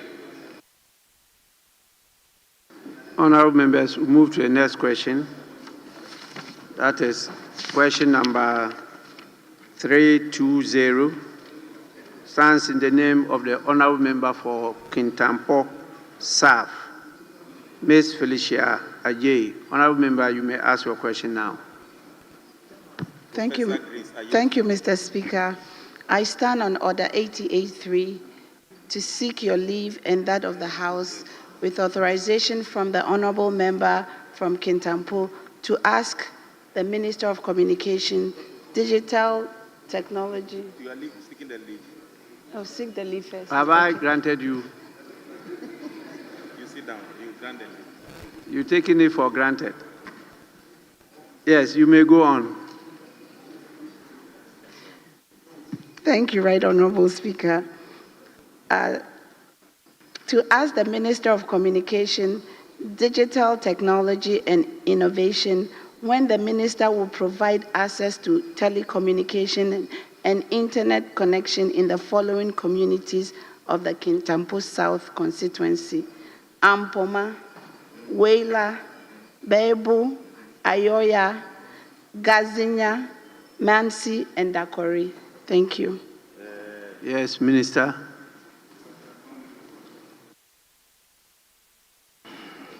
Honorable Speaker, the communities mentioned were not captured as part of the Rural Telephony Project Phase 2 that was started by the previous administration. However, I'm pleased to announce that the ministry has done an evaluation of the work done so far. There are 461 new sites that, as part of the 2016 sites that are coming up. And in the Kintampo South community constituency, we have shortlisted 23 communities, so including the 7 that have been mentioned here. So Ampoma, Wela, Chabu, Ayoya, Gatiene, Manise, and Dakore, and 16 more communities in the Kintampo South will be captured under the Rural Telephony Project by end of year. I thank you, Mr. Speaker. Honorable member, any supplementary question? Thank you, Mr. Minister. We are grateful, and I'm sure, Mr. Speaker, sorry, Minister, we are grateful, and I'm sure that the Honorable Minister from Kintampo South will be very happy about this. Thank you. Honorable members, we move to, this is constituency specific, and so we'll move on to the next question, which is question number 368. If you want to benefit, ask the question, substantive question, then you benefit from it. 368. 368 stands in the name of the Honorable Member of Parliament for Fantiakwa North, Mr. Kwame Appiah Kudua. Please, you may ask your question now. Thank you, Mr. Speaker, for the opportunity for indulging me to ask a question on behalf of the good people of Fantiakwa North. To ask the Minister for Communication and Digital Technology and Innovation the measures instituted by the Ministry to ensure the completion of the rural telephony setups, which were ongoing in the following communities in the constituency: Apa, Oboho, Domrase, Aboso, and the Ndua Police. Thank you, Right Honorable Speaker. Minister, you may answer the question. Thank you, Right Honorable Speaker. Honorable Speaker, with respect to Oboho and Dua Police, construction of these sites have been completed and work is ongoing to get them integrated and operationalized. In the case of Apa, Dominasi, and Aboso, these sites are yet to be captured. However, a drive test exercise will soon be arranged to capture these communities and others in the constituency for subsequent simulation and connectivity of the sites that will be successful. Thank you. Any supplementary? Thank you, Right Honorable Speaker. For the information of the Minister, there is ongoing construction at Apa, Domrasi, and then Aboso. So all these communities so listed or captured by the other people are communities where your ministry has started under the previous government mounting your telecommunication equipments over there for the information of the ministry.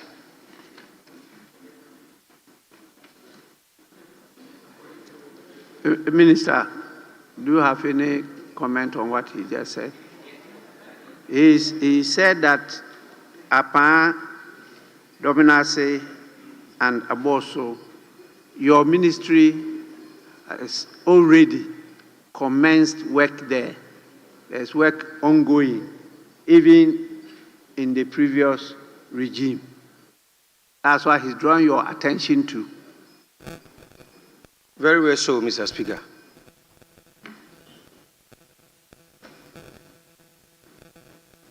Mr. Speaker, we will check the status and revert to the House. Thank you. Honorable members, we move on to the next. Mr. Speaker, please, I'm not done. In respect of the two communities so mentioned by the Minister, if he may please give a timeline, because my constituency and Ghana would want to know. Thank you so much, Mr. Speaker. Timeline for what? Timelines for completion of the two communities so mentioned by the Honorable Minister, Mr. Speaker. Yes, Minister. Mr. Speaker, I can assure the Honourable Member that work will be completed as soon as practicable. Thank you. Minister, I myself don't understand. I don't understand that. As soon as practicable. You don't have any idea as to when your ministry can actually complete a project that has been started. I thought that you have contract periods and all those things. Mr. Speaker, the reality on the ground is that there are several factors that affect this. If it was straightforward, I'm sure that the previous administration that he speaks about that started the project would have completed it. They could not complete. Well, they were unable to complete it in 5 years. So we are 10 months in government, and we assure you that you will not wait for 5 years like your people did under your party. As soon as practicable, we will complete the project. Thank you. Sammy, no. We won't take that. We won't take that. I think that maybe you may not have the information now, and so you could supply it later on. There's a contract period. So you use that contract period. If at the end of the contract period there are some challenges, it's not completed, then people understand, but there should be some timeline. So please. Mr. Speaker, this is why I'm proud to call myself your son. I'm guided.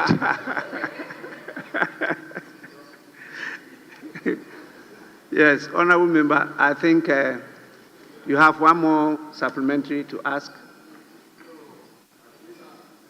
Honorable Speaker, I don't think I have anything to add except to thank you for your direction. Thank you so much. And I believe that the minister is going to also follow the direction so given by the Speaker. Thank you. We are grateful. Yeah. Honorable members, we move on to question number 393. Stands in the name of the Honorable Member for Heman Lower Denchira, Mr. Lawrence Ajinsam. Honorable Member, you may ask your question now. Thank you, Right Honorable Speaker.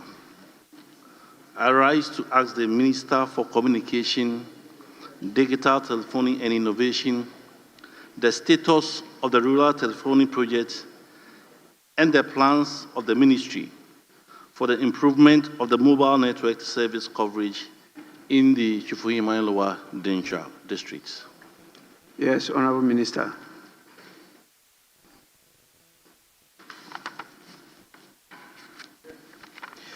Right Honorable Speaker, Ankako, Jankobo, Nyami Betre, Chera Piase, and Pinkrum.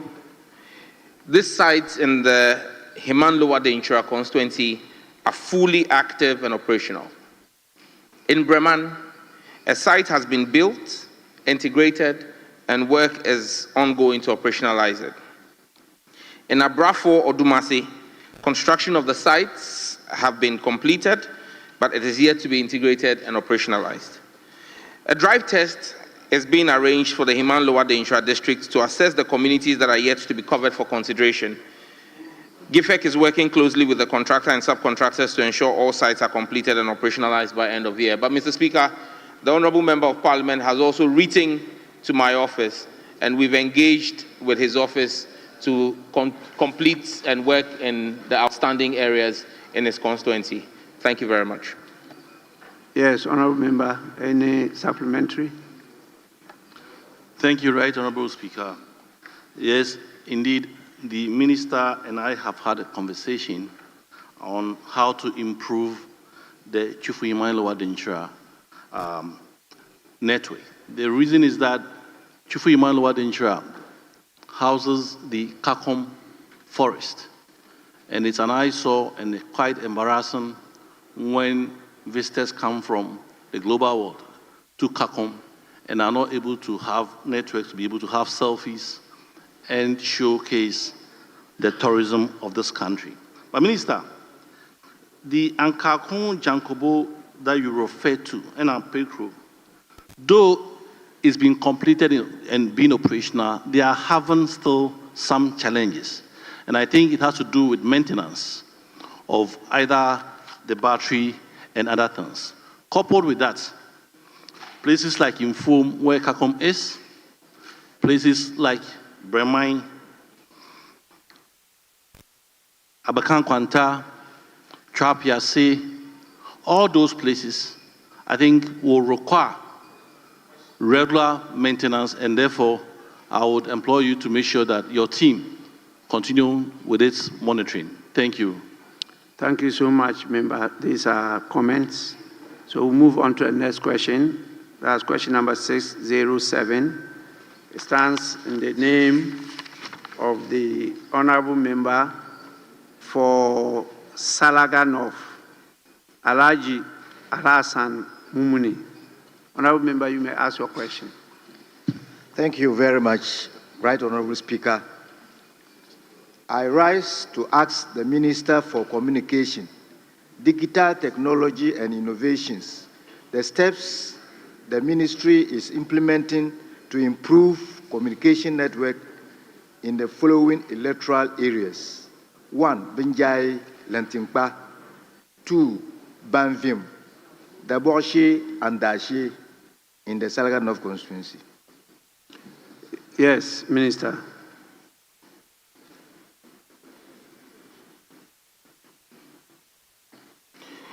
Right Honorable Speaker, these communities unfortunately have not yet been captured as part of the ongoing rural telephony project phase 2, but a drive test exercise will be arranged to capture these communities and many other communities in the constituency. The data gathered will be used for simulation, subsequent planning, and deployment for communities that pass the simulation. The Ghana Investment Fund for Electronic Communication, GIFEC, is currently working with the contractor and its subcontractors to ensure that all sites are completed and operationalized by end of year. I thank you. Yes, honorable member. Yeah, thank you very much, Right Honorable Speaker. In the minister's answer, he indicated that a drive test exercise will be arranged. Will the minister assure us some timelines? Because it will be arranged. Yes, Minister. Mr. Speaker, guided by your earlier advice, as soon as I have better and further particulars made available to me, I would inform the honorable member. I thank you. Honorable members, we move to the next question. I want to use this opportunity to thank the minister for this update. The good people of the Salaga North constituency will be happy with the update. Thank you very much. Are you sure?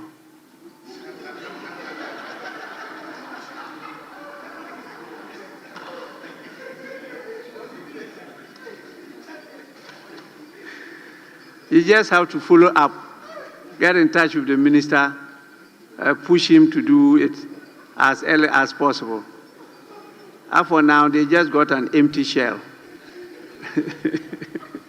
Yes, can we move on to the next question? Question number 254 stands in the name of the honorable member for Pru West, Mr. Emmanuel K. Ntekuni. Please, honorable member, you may ask your question now. Mr. Speaker, Honorable Emmanuel is not there, and he has asked me to ask the question under your permission. I didn't hear you. He has asked you to ask the question. He has authorized me to ask the question on his behalf. Oh, granted, granted. If you have the authority, order 88. honorable member, address the chair. Mr. Speaker, thank you. The honorable member is absent. Yes, so I said you can go on. Thank you. Mr. Speaker, I rise to ask the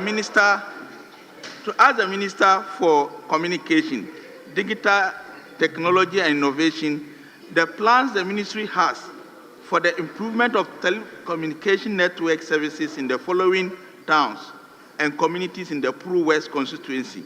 Ajarajabi Poso, as we say, the spelling should be Ajarajabi Poso, AG. Then Baya, Senyase, Faumai, Kabompa, Broni Krum, Cherembo, and Ankrakuka. Thank you. Yes, Honorable Minister.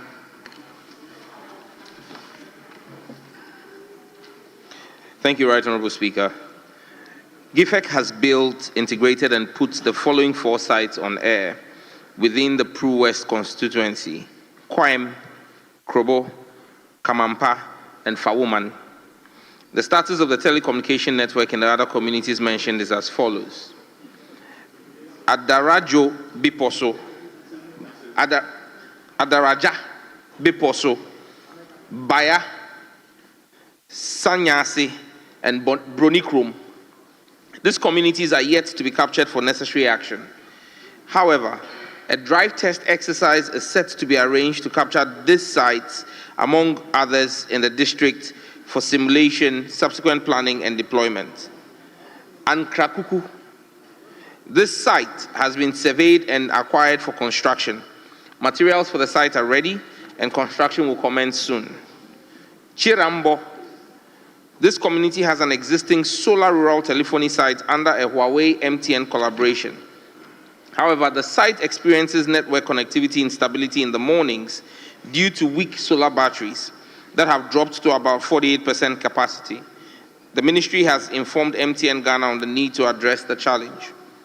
4. Kamampa. This site is fully operational, has been built, integrated, and on air, but currently facing stability issues. Field engineers have been engaged to resolve the issue. Fawuman. This site has been constructed, integrated, but is currently down due to the unavailability of an electricity meter. However, GIFEC has initiated a request for electricity meters, which is yet to be received, Mr. Speaker. It is instructive to note that all the 8 communities indicated in the request fall within the scope of the 2016 sites targeted to be completed by the end of 2025 under the RTP2 project. Thank you, Mr. Speaker. Yes, Honourable Member, supplementary. Yes, Mr. Speaker. Thank you. Mr. Speaker, in respect of Charambo, Kabompa, and Faomai, I think that the system is there, and from their answers, they are just minor problems. Can you give us some timelines when these minor issues can be resolved?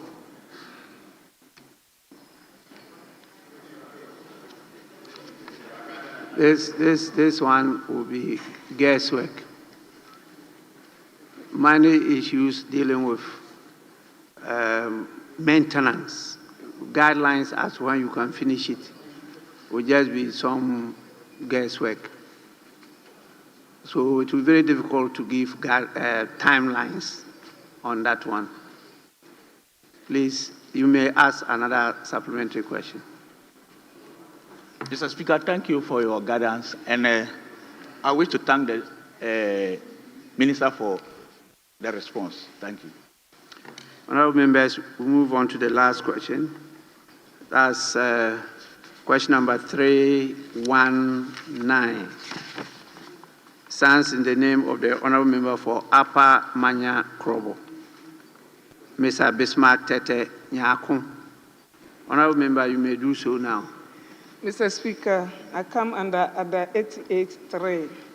I prayed with your kind permission to ask question for the Honourable Member for Upper Manya Krobo. I have his authorization to do that, Mr. Speaker. You have his authority. Okay, you may proceed. Thank you, Mr. Speaker. Mr. Speaker, to ask the Minister for Communication, Digital Technology and Innovations the status of the rural telephony project being undertaken in the Upper Manya Krobo constituency. Yes, Minister.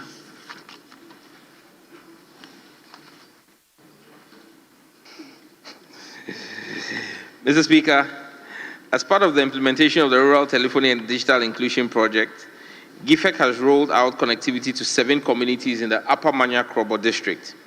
The status of the sites are as follows. 1. Bomasi Shenya. This site has been built, is integrated, and is on air. 2. Anyilesu, Anyaboni, and Aframasi. These sites have been built and integrated. The process is ongoing to operationalize them. 3. Akohia, Kumakuma, and Akokuma. Construction of these sites have been completed, but they are yet to be integrated and brought on air. Mr. Speaker, GIFEC has planned to conduct drive tests in some identified communities in the coming months as part of its efforts to extend connectivity to all parts of the constituency. Thank you. Honourable Member, any supplementary question? Mr. Speaker, no supplementary question. We'd like to thank the Minister for responding for the Upper Manya constituency. Thank you. Honorable members, I may take just some 5 minutes and come to listen to the statements. That statement is very important. But on your behalf, I want to discharge the Minister for Communications, Digital Technology and Innovation for attending upon the House and answering the question. Minister, we are grateful. You are discharged. Honorable members, 5 minutes suspension of sitting.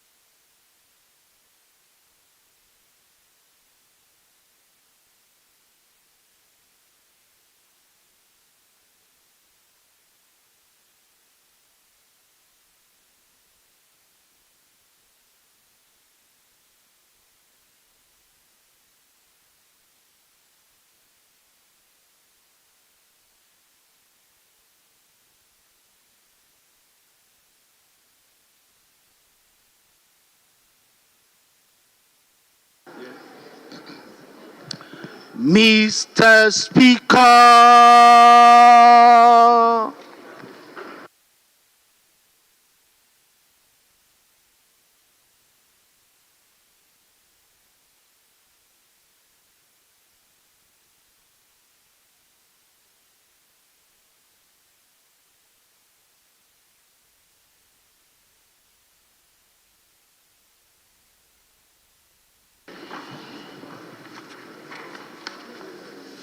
Honorable members, welcome from the 5 minutes suspension. We'll move on to item 8 on the order paper, statements. I have a copy of a statement.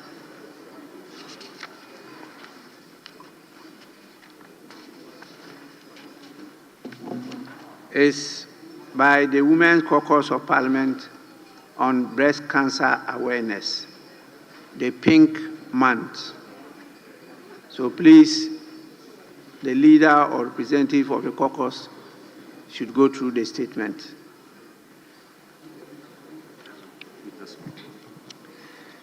Thank you, Mr. Speaker, for the opportunity. Mr. Speaker, I rise on behalf of the Women Caucus of Parliament to make this statement as part of activities marking the global observance of Breast Cancer Awareness Month, demonstratively known as the Pink Month. Right, Honorable Speaker, this annual observance provides us an opportunity to draw national attention to one of the most pressing health concerns affecting women in Ghana and across the world, breast cancer. According to the Breast Society of Ghana, breast cancer remains the leading cause of cancer-related death among women in Ghana, and the majority of cases are unfortunately diagnosed at advanced stage, when treatment becomes more complex and outcomes less favorable. The Breast Society of Ghana, inaugurated in 2018, continued to play an instrumental role in promoting coordinated and excellent breast care in the country.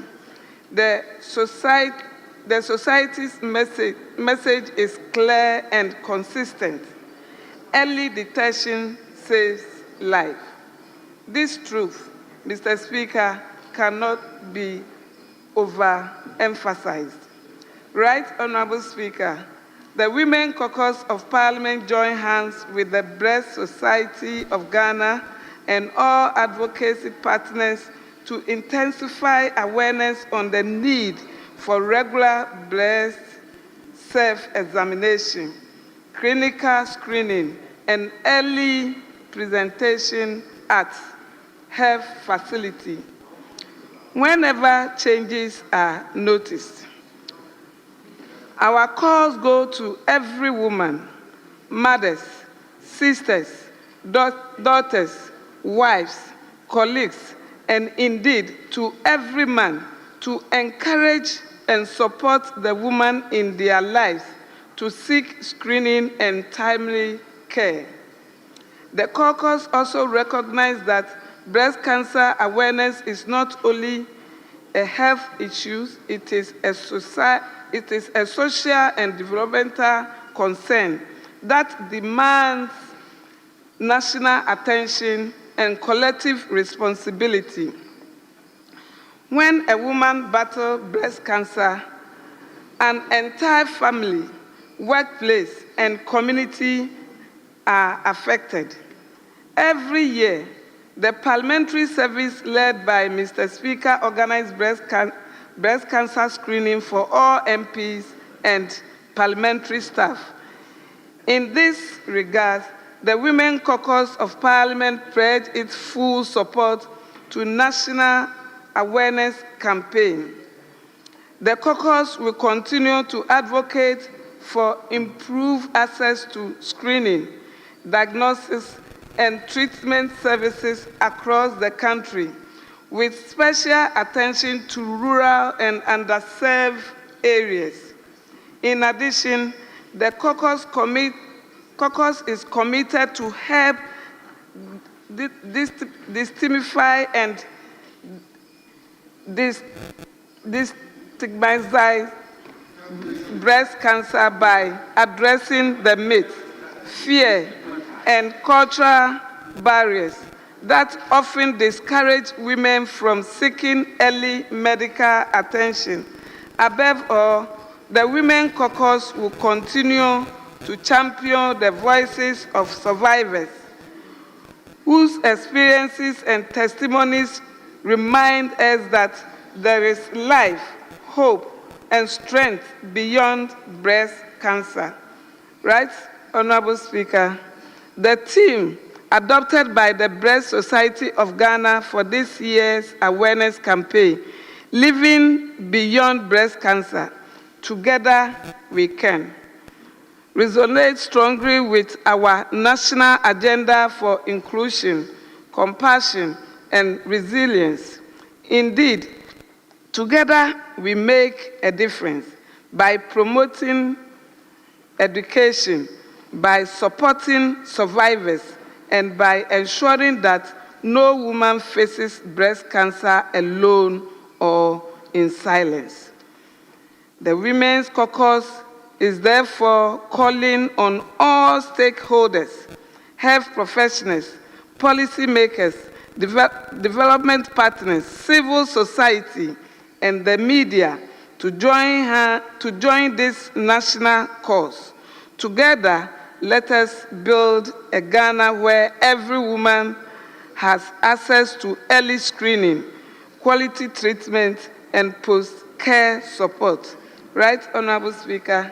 Allow me to use this platform to salute the dedicated health workers, advocates, volunteers, and survivors who continue to inspire hope across the nation.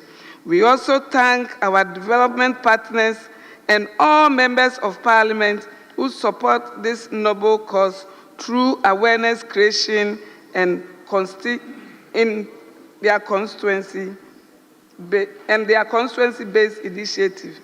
May the Almighty God bless every woman and man working towards a breast cancer-free Ghana.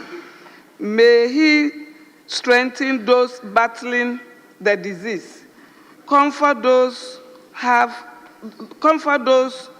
lost loved ones, and guide us all. We continue to serve our nation with compassion, diligence, and unity of purpose. Thank you, Mr. Speaker, for the opportunity.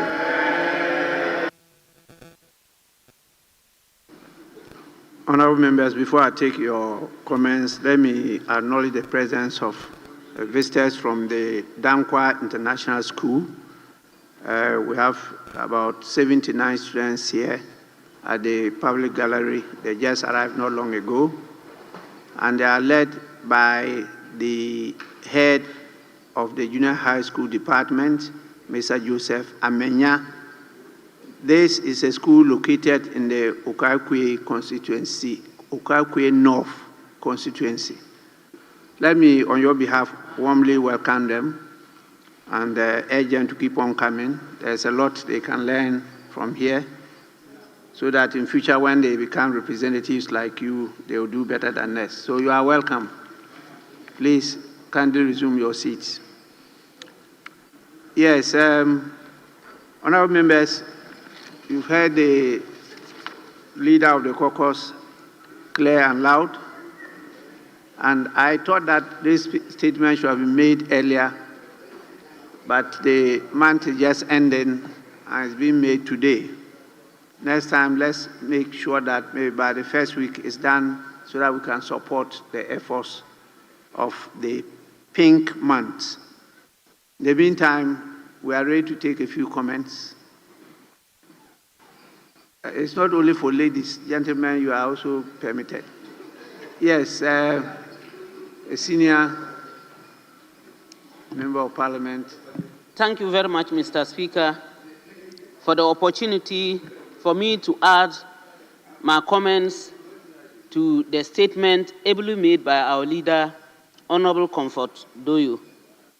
Mr. Speaker, living beyond breast cancer and together we can is the theme for this year. The Pink Month, which signifies a month in which we basically talk mostly about breast cancer, is here with us again. It's quite disheartening and disturbing that this problem is eating up many women, especially in the villages. Mr. Speaker, it is very important that we pay heed to breast cancer and to make sure that awareness creation goes down to the very last villages, cottages, hamlets of this country. Mr. Speaker, I am saying this because many women are not aware of what is breast cancer. Unfortunately, on our part, as women, the breast of every woman contains some kind of a lump or a ball, and some of us mistake it, especially the old ones or the elderly ones. To examine is one of the places that most women need to be educated on. I saw my sister, Professor Ayensu, talking about it. On television, I saw some women who also came up and they were demonstrating how to detect lumps. But it's not easy. Many people don't understand. They don't even see why they should go doing that. And I overheard us even advising that husbands or men should help their women to detect these lumps. Many have been laughing at this. This is not a laughing situation. It's a very big problem, and we need one another to solve the problem. Some men think that it's just for fun and that how am I going to detect that? Your support is actually needed. And we shouldn't make this a talk just in the chamber here. Let us take it back to our constituencies. All MPs, and Mr. Speaker, I'm happy that you said this statement is not supposed to be for only women or that we alone will comment. The men here equally have wives, they have sisters, they have mothers, they have aunties. And the awareness needs to be created.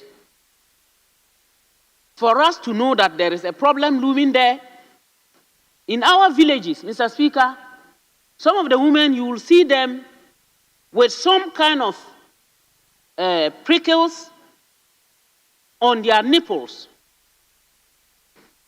When you try to advise them, they'll tell you, oh, they have given them some concoction and asked them to drink and then to boil it every morning. Then eventually you find the breast shrinking, becoming hard, before they realize it's too late for them. Mr. Speaker, I wish to plead with the Ministry of Health to make it one of the priorities of making those who travel to the villages to educate and to encourage the nurses to support the women. And if possible, Mr. Speaker, this should be done regularly in all our chief compounds especially, because these are the health facilities that we have in the villages. If we do that, it will go a long way to help us. I can assure you, Mr. Speaker, it is the lack of education and ignorance that causes this problem. We are aware that when it's detected early, but how will you detect it early when even you do not know that you are supposed to check yourself? You do not even know that there is a problem. I was surprised when I heard, at my level, when I heard that Even you can detect it in your armpit. I was surprised, Mr. Speaker, when I learned that you could detect. I've never tried looking for any lump in my armpit, because I have never thought breast cancer can be something that will be a lump in my armpit. If at my level, I am hearing this for the first time or getting to know and even listening, what about a villager in Pusga who has never even thought that there's anything called breast cancer? So, Mr. Speaker, from your interest and support for women, I wish to plead that you help us ensure that every MP in this House takes up an activity. Even if you have already done it, extend it. Make sure our local radio stations continue to sing the anthem of the need for women to check their breasts for lumps, and any suspicion should be reported. Mr. Speaker, because there is no much time, I wish to say a very big thank you to you for giving us this opportunity, although we are all yearning to go, and to thank my colleague women and all other MPs for listening to me. I thank you very much for the opportunity, Mr. Speaker.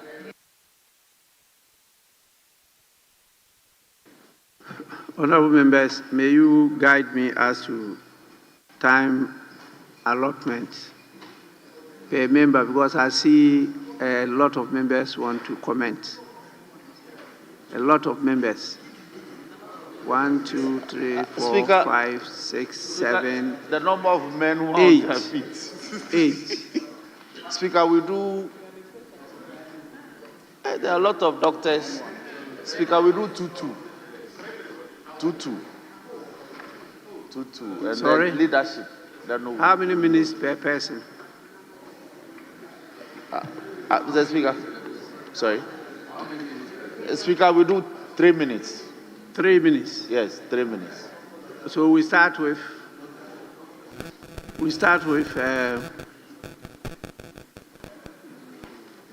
yes, Honorable. That's Dr. Anaba. Yes. Thank you very much, Mr. Speaker, for the opportunity to contribute to this presentation by our leader on the Breast Cancer Awareness Month. Let me first of all commend you for your involvement in this Breast Cancer Awareness Month by allowing Parliament to use the premises to advocate on breast cancer awareness, and also thank the Women Caucus for the good job they have done. Just to add that next time I would encourage them to do it outside Accra, possibly in Garu, to bring more awareness to the people there, because they don't have medium of communication like we have here to listen to radio and the rest. So going there would actually throw more light to it. What I want to add, Mr. Speaker, is that we are talking about giving a full month to create awareness about the first restaurant of everybody on earth. That is where we all go to eat our first food when we are born. So it is very important we really dedicate time to speak about it. One thing is that people believe that breast cancer is only for women. Let me advise our men here that we have 1 to 2% of men in the world can develop breast cancer. So don't only be looking at checking your wife, educating your wife to go and check herself, but also check ourselves, because lateness in diagnosing it, as they said, would cause you an irreversible damage to your breast, and you may lose your life because of that. Lack of awareness is something that would also cause you to develop the sickness, and poor treatment. But the good news is that with the Mahama Care coming, some of these cancers are going to be managed properly, because with this awareness we are creating, people will get to check themselves, go for their mammographies when they are placed in all the regional hospitals for early diagnosis, and go for the right treatment very early to curb mortalities. Because we are told that about 450 women die yearly in Ghana as a result of breast cancer because of lack of diagnosis and lack of awareness. Thanks to God, the Mahama Care is coming.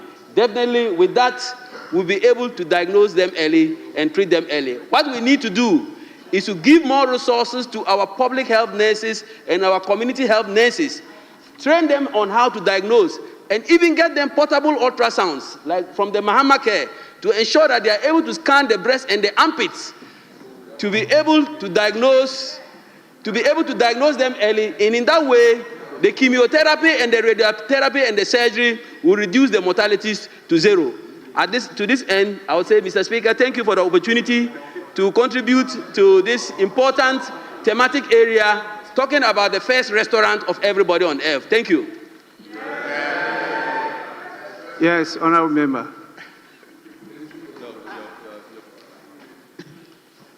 Thank you, Mr. Speaker.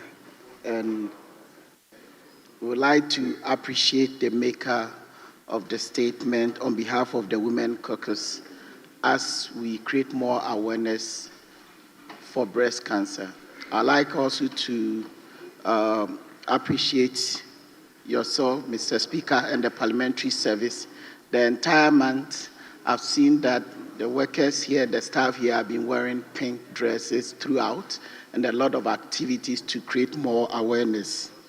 As we say, prevention is always better than cure. And with breast cancer, as any other type of cancer, it can lead to death. And one will want to prevent it as much as possible before you get into treatment. So, Mr. Speaker, in other jurisdictions, they tend to make it compulsory as part of the primary health care to make sure that all women from the age of 40 do go for checkup. And in terms of checkup, I mean mammogram. And sometimes it might be expensive, so in our part of the world, it might be very difficult to afford. But normal physical examination by the woman herself or men helping their wives to check and to examine their breast for any kind of unusual physical appearance or lumps is something that we want to encourage.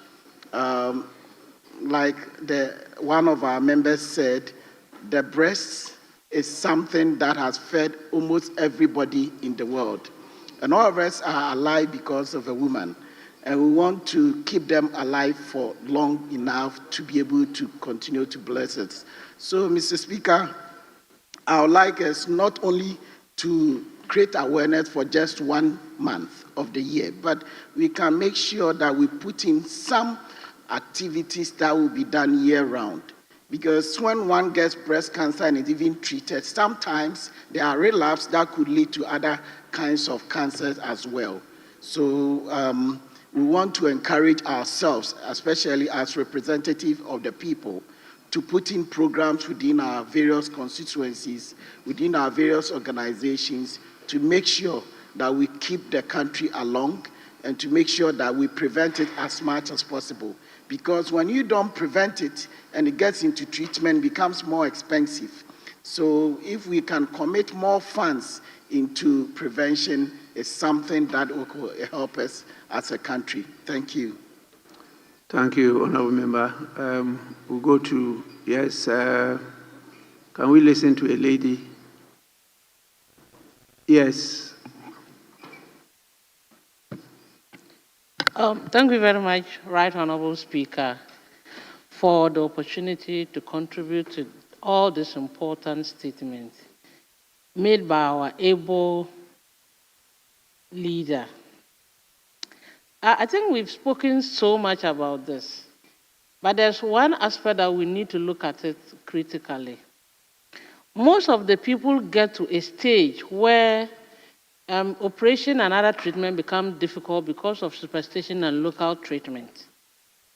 That's why we need to emphasize on the awareness of this breast cancer. For example, I met a certain woman who had breast cancer. It started as a lump, just a small lump on her breast. And when she went back home, doctor said, oh, we want to excise it, we want to remove it. And they said, no, this one, if they remove it, you will die. But virtually the woman died. It's because of the superstition that when you have a boil, or when you have something like a boil in your body, and you go to the hospital, they inject you or they give you some kind of treatment, you are likely to die. But at the end of the day, if you don't treat it, you will die anyway. So we need to let that awareness be in our mouth all the time. Because if we are only using 1 month of the whole year, what about the rest of the 11 months that are remaining? So we need to continue this education. And again, local treatment.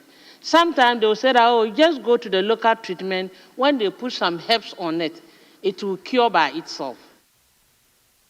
But cancer has nothing to do with local treatment. You put all the herbs on it and it will continue to grow. And at the end of the day, it will kill you. So why don't we make sure that the awareness or the education go down, that when you have a lump, it is better they remove it than for you to use local treatment. But let us also emphasize on the fact that the men have to help us. Men and husbands, please kindly help us. It is something that you are with a woman for the rest of your life. It is better you help her to examine her breast every month so that it will help you, the man yourself, by detecting it early, and she will survive for you, or she will end up dying and you don't have a wife or your children doesn't have a mother. So please, let us men do our bit by helping our women to examine our breasts, notice any lump on the breast, and then at the end of the day, we are able to support our mothers, our sisters, to get early treatment, early detection, early treatment, and probably early support will help us to live longer. Thank you very much. Thank you, Right Honorable Speaker. I'm most grateful. Thank you. Yes, the gentleman in front of me. Sorry, I'll come back to you. Don't worry, I'll come back to you. Yes. Mr. Speaker, thank you for the opportunity to contribute to the statement. And let me thank the Women Caucus for taking this up. I want to put on record that data suggests that breast cancers in Ghana occur at a relatively younger age compared to the rest of the world. And they are also more aggressive than other parts of the world. This means that we have to ensure that we do early diagnosis to minimize the risk associated with it. And in that light, I want to call on the Ministry of Health to ensure equitable distribution of mammogram across the country. Mammography services are not available from Kumasi and above. You can find them in Accra and Kumasi. Techima and above, you won't get in the public hospitals, which means that women in the upper regions of this country do not have access to screening, and so we need to ensure equitable distribution. I also want to commend the Ministry of Health and its partners, especially the corporate world, and I want to make particular mention of Pfizer. There is a particular medication that is so helpful to pregnant women, to women with breast cancer, called palbociclib. This is a targeted treatment. And with the collaboration of the ministry, they have reduced the price of this drug from about 36,000 Ghana cedis per month to 2,000 Ghana cedis per month. And it's a very helpful medication. And so we commend them and ask the National Health Insurance Authority to see with this reduction if they can incorporate this into their benefit package so that a lot of women can benefit from this medication.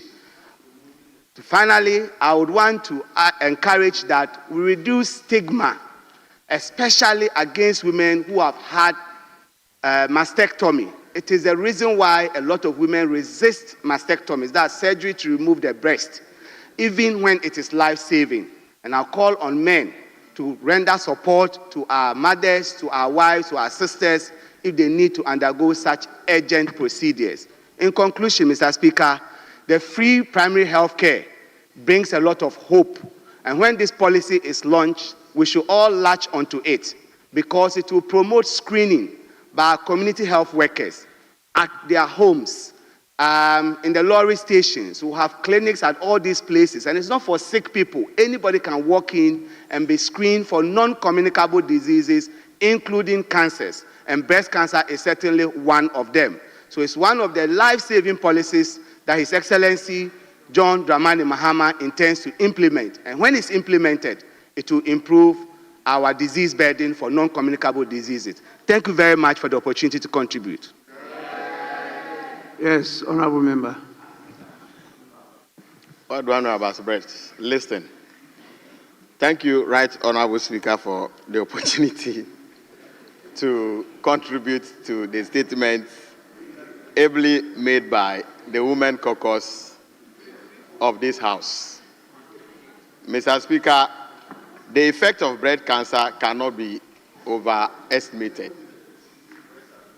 If you are a member of parliament and you really tour your constituency all the time, you will get to know that we've lost or we are losing precious women because of breast cancer. Largely because, Mr. Speaker, the early detection and education in most of our rural communities, Mr. Speaker, is lacking.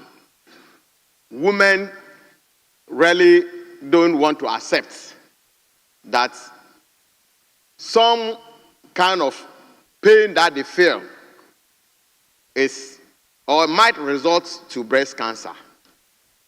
And the idea is, no, I need some local treatment. Just like one of our colleagues said. You see or you encounter a woman who will not even want to appreciate the advice you are giving her to go to the hospital. Sometimes, Mr. Speaker, it's so bad that they don't even want to open it for people to see. They end up losing their lives. So, Mr. Speaker, I want to ask the Women Caucus to do more work, not just make a statement. We need to educate our women. You need to come together as a Women Caucus. Tour constituencies.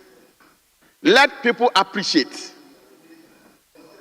Educate them that this is breast cancer. Mr. Speaker, I agree with the fact that mostly it's about women. And they always call on us to assist them. But Mr. Speaker, there is a debate out there. Who is even the rightful owner of the breast? Mr. Speaker, the debate is out there, whether it is the woman, the child, or the man. These debates, Mr. Speaker, if you look at the majority side, the men are debating. Because it is our responsibility to make sure that we protect the breast. Even when we are win off, Mr. Speaker, we get back there again. So the women should not be calling on us to assist them. It is our responsibility to make sure that the breast is free of breast cancer. So, Mr. Speaker, on a more serious note, let's engage our community health nurses. They are very close, Mr. Speaker, to the women. They are very close to the community. And early education and early detection, Mr. Speaker, will help us resolve, to some extent, prevent this breast cancer. On this note, Mr. Speaker, I want to thank you for the opportunity.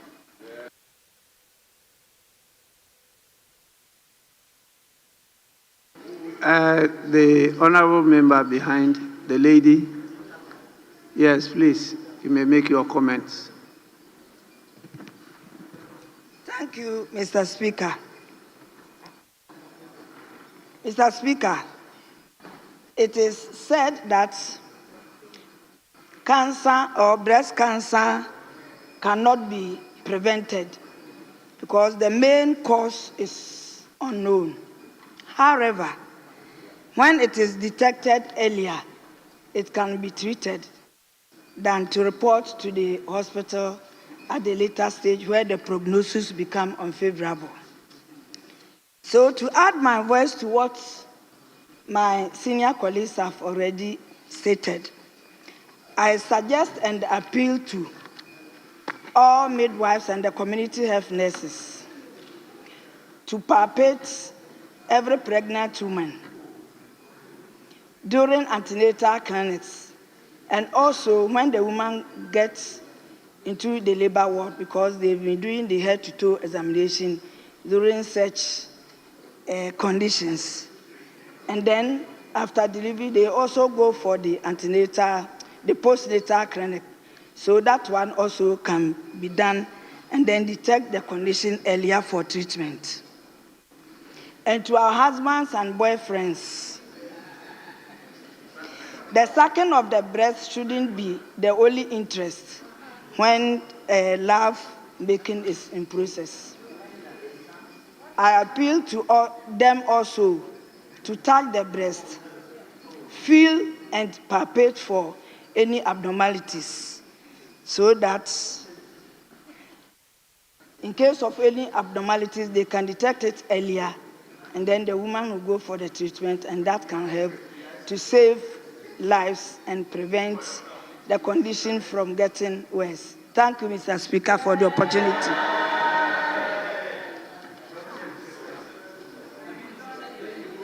Yes, please.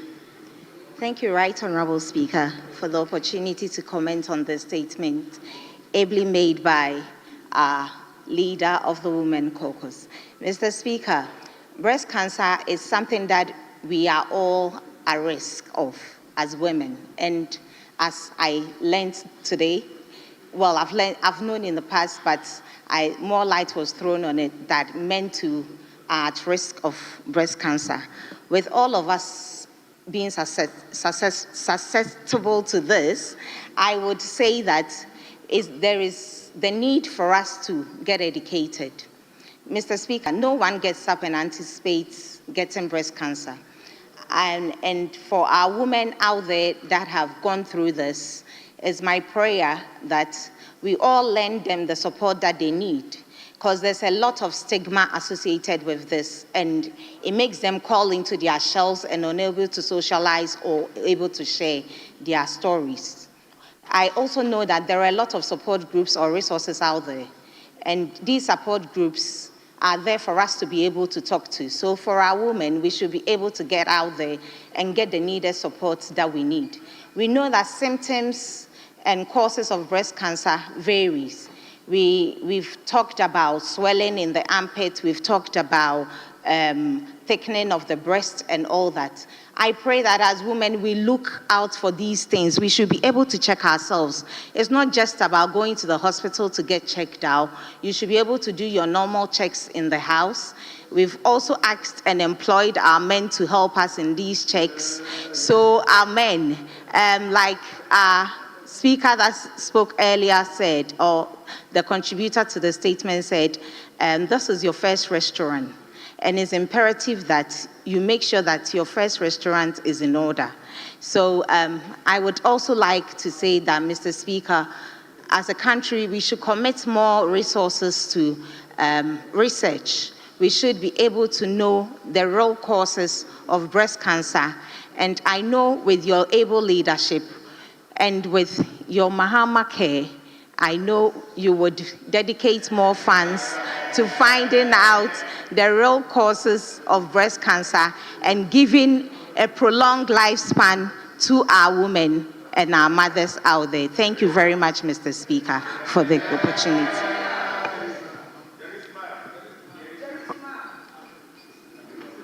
Yes, that would be the last comment. I'm in charge. Thank you very much, Mr. Speaker. Mr. Speaker, I want to also commend the Women Caucus of this Parliament for the initiative during this month, the Pink October month, and to your good self for supporting the various activities marking the month, the Pink October month. Mr. Speaker, the breast is an endangered species. It's an endangered, valuable resource that the rate at which it is depleted and the needless loss of lives due to breast cancer is something that should alarm the conscience of this country, Mr. Speaker. Mr. Speaker, various contributors to that particular statement have highlighted the scientific, the social, and economic imperative of the need for us to tackle heads-on this menace of breast cancer. Mr. Speaker, I think that, just like Honorable Member for Pandai stated, the importance of the breast cannot be overemphasized. It is an established fact that the women are only the host of the breast. The utility of the breast serves people, third parties, serve people outside of the host of this breast. Mr. Speaker,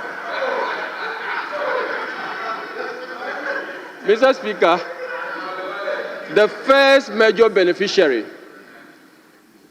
of this valuable resource is the child.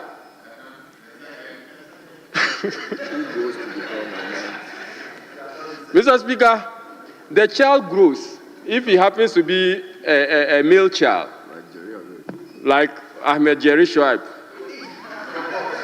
there is a lifelong growth to benefit from the breast again, Mr. Speaker. So the fight and, Mr. Speaker, the advocacy, and, Mr. Speaker, the conscious support for the women and for men as well in fighting breast cancer should be of collective interest to all of us, Mr. Speaker. Mr. Speaker, but I also want to note with uneasy heart the reticence of men in supporting women in the fight against breast cancer. Mr. Speaker, why do I say the reticence? I think that as of principle and maybe law, we should consider an implied duty on every married man, to ensure, as part of the duty to the necessity of life, to ensure that you send your wife at least once every month for screening. At least once every year, for screening, or once every 6 months. Mr. Speaker, this conscious effort, by way of an implied duty imposed on every married man, would help us reduce the reluctance of many women and the reluctance of many people not wanting to go for screening. Mr. Speaker, and I think that once this is done, and once we're even looking at other bills, I read in this particular house that they are trying to bring the spousal property bill. And all these bills coming, we should also be reflecting, how do we impose a duty on the man to ensure that the wife who is under his care is regularly screened? Mr. Speaker, my colleague from Dr. Bayu also mentioned the issue of government coming in to support this initiative. Mr. Speaker, mammography and the absence of such X-ray equipment for the purpose of screening or checking the breast is something that on 21st century should not be allowed, Mr. Speaker.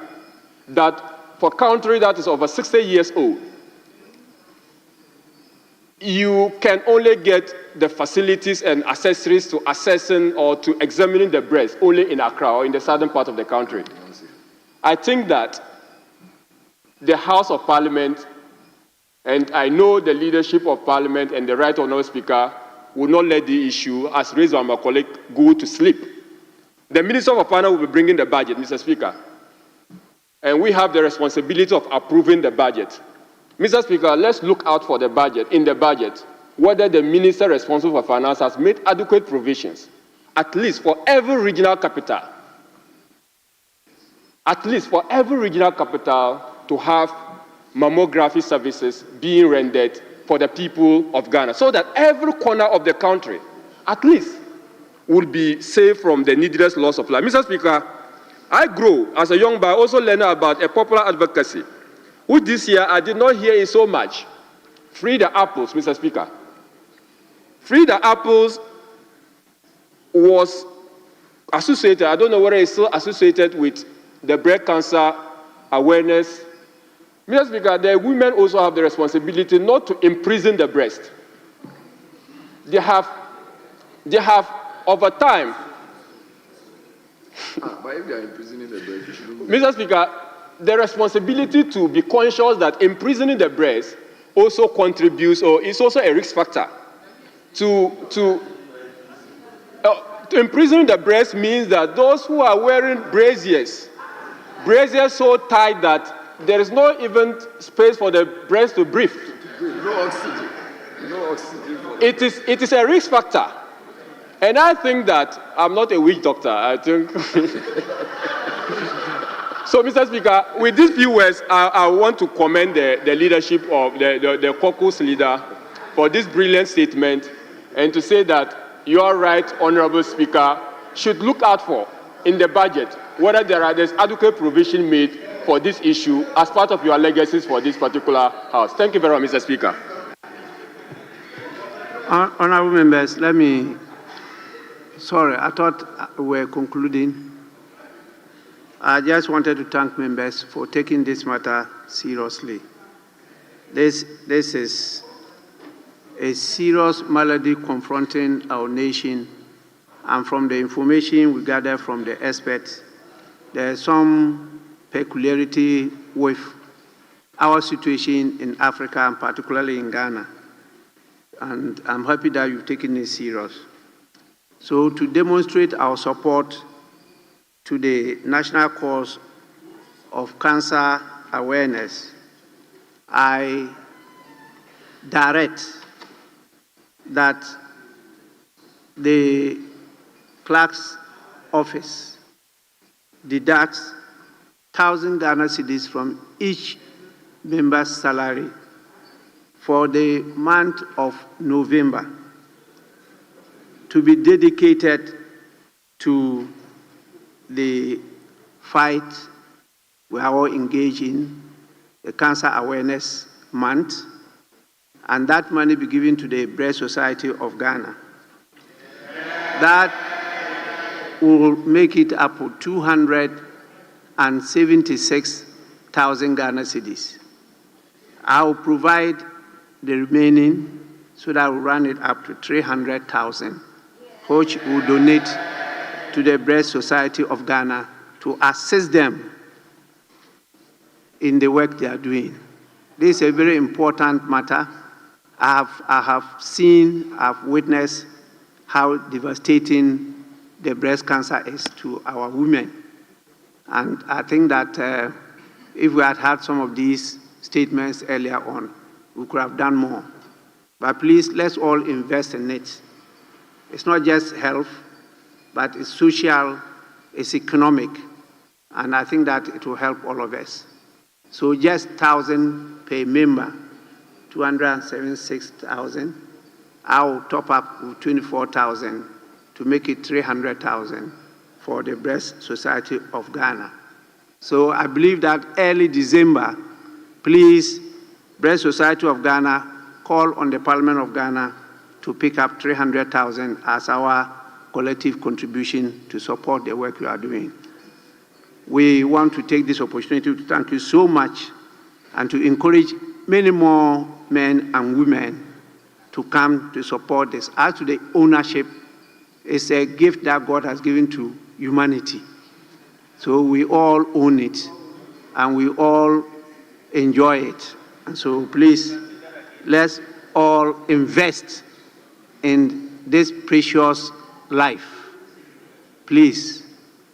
But the women, I beg you, you have to teach the men sometimes how to examine and how to suck it, you know, because it's very, very important. That's what I said they should teach you. They should teach you because the men are too known. Which other way?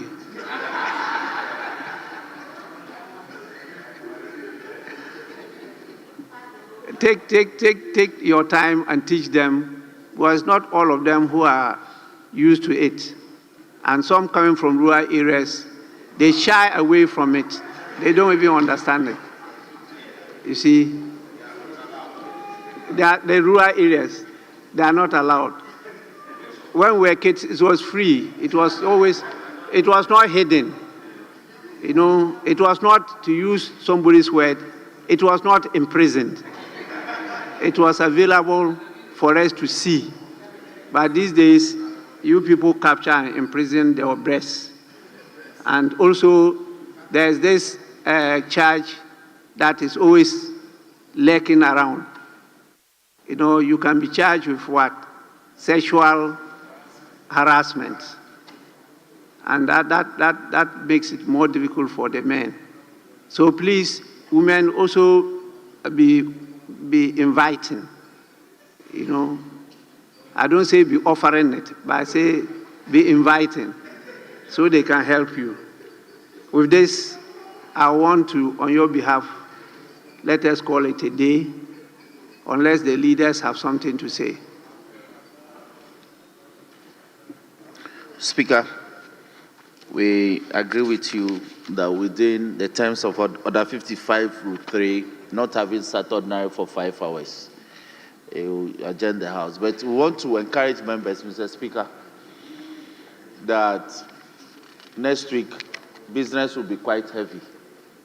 So committee leaders should endeavor to slate committee work in the mornings so that by 1:45 we'll be ready and have adequate numbers to deal with serious business in the afternoon. Mr. Speaker, that's my plea to members, especially committee leaders who are slating committee work for the mornings. Mr. Speaker, I thank you for the opportunity. Honorable members, with this, I proceed to adjourn a sitting. Sorry, Deputy Minority Whip. Speaker, we are not opposed to the application. It's a motion that it should be adjourned. It's in his house. Say it's in his house. It's okay. Yes, Speaker. Sorry. Speaker, I asked that that has to be adjourned to Tuesday at 2 o'clock, and I said we are not opposed to that. Very well. Honorable members, I proceed to adjourn the House Tuesday at 2 p.m. in the afternoon, and I wish all of you an enjoyable weekend. Please take the last days to make sure that you participate in the Breast Cancer Awareness Month. With this, the House is accordingly adjourned.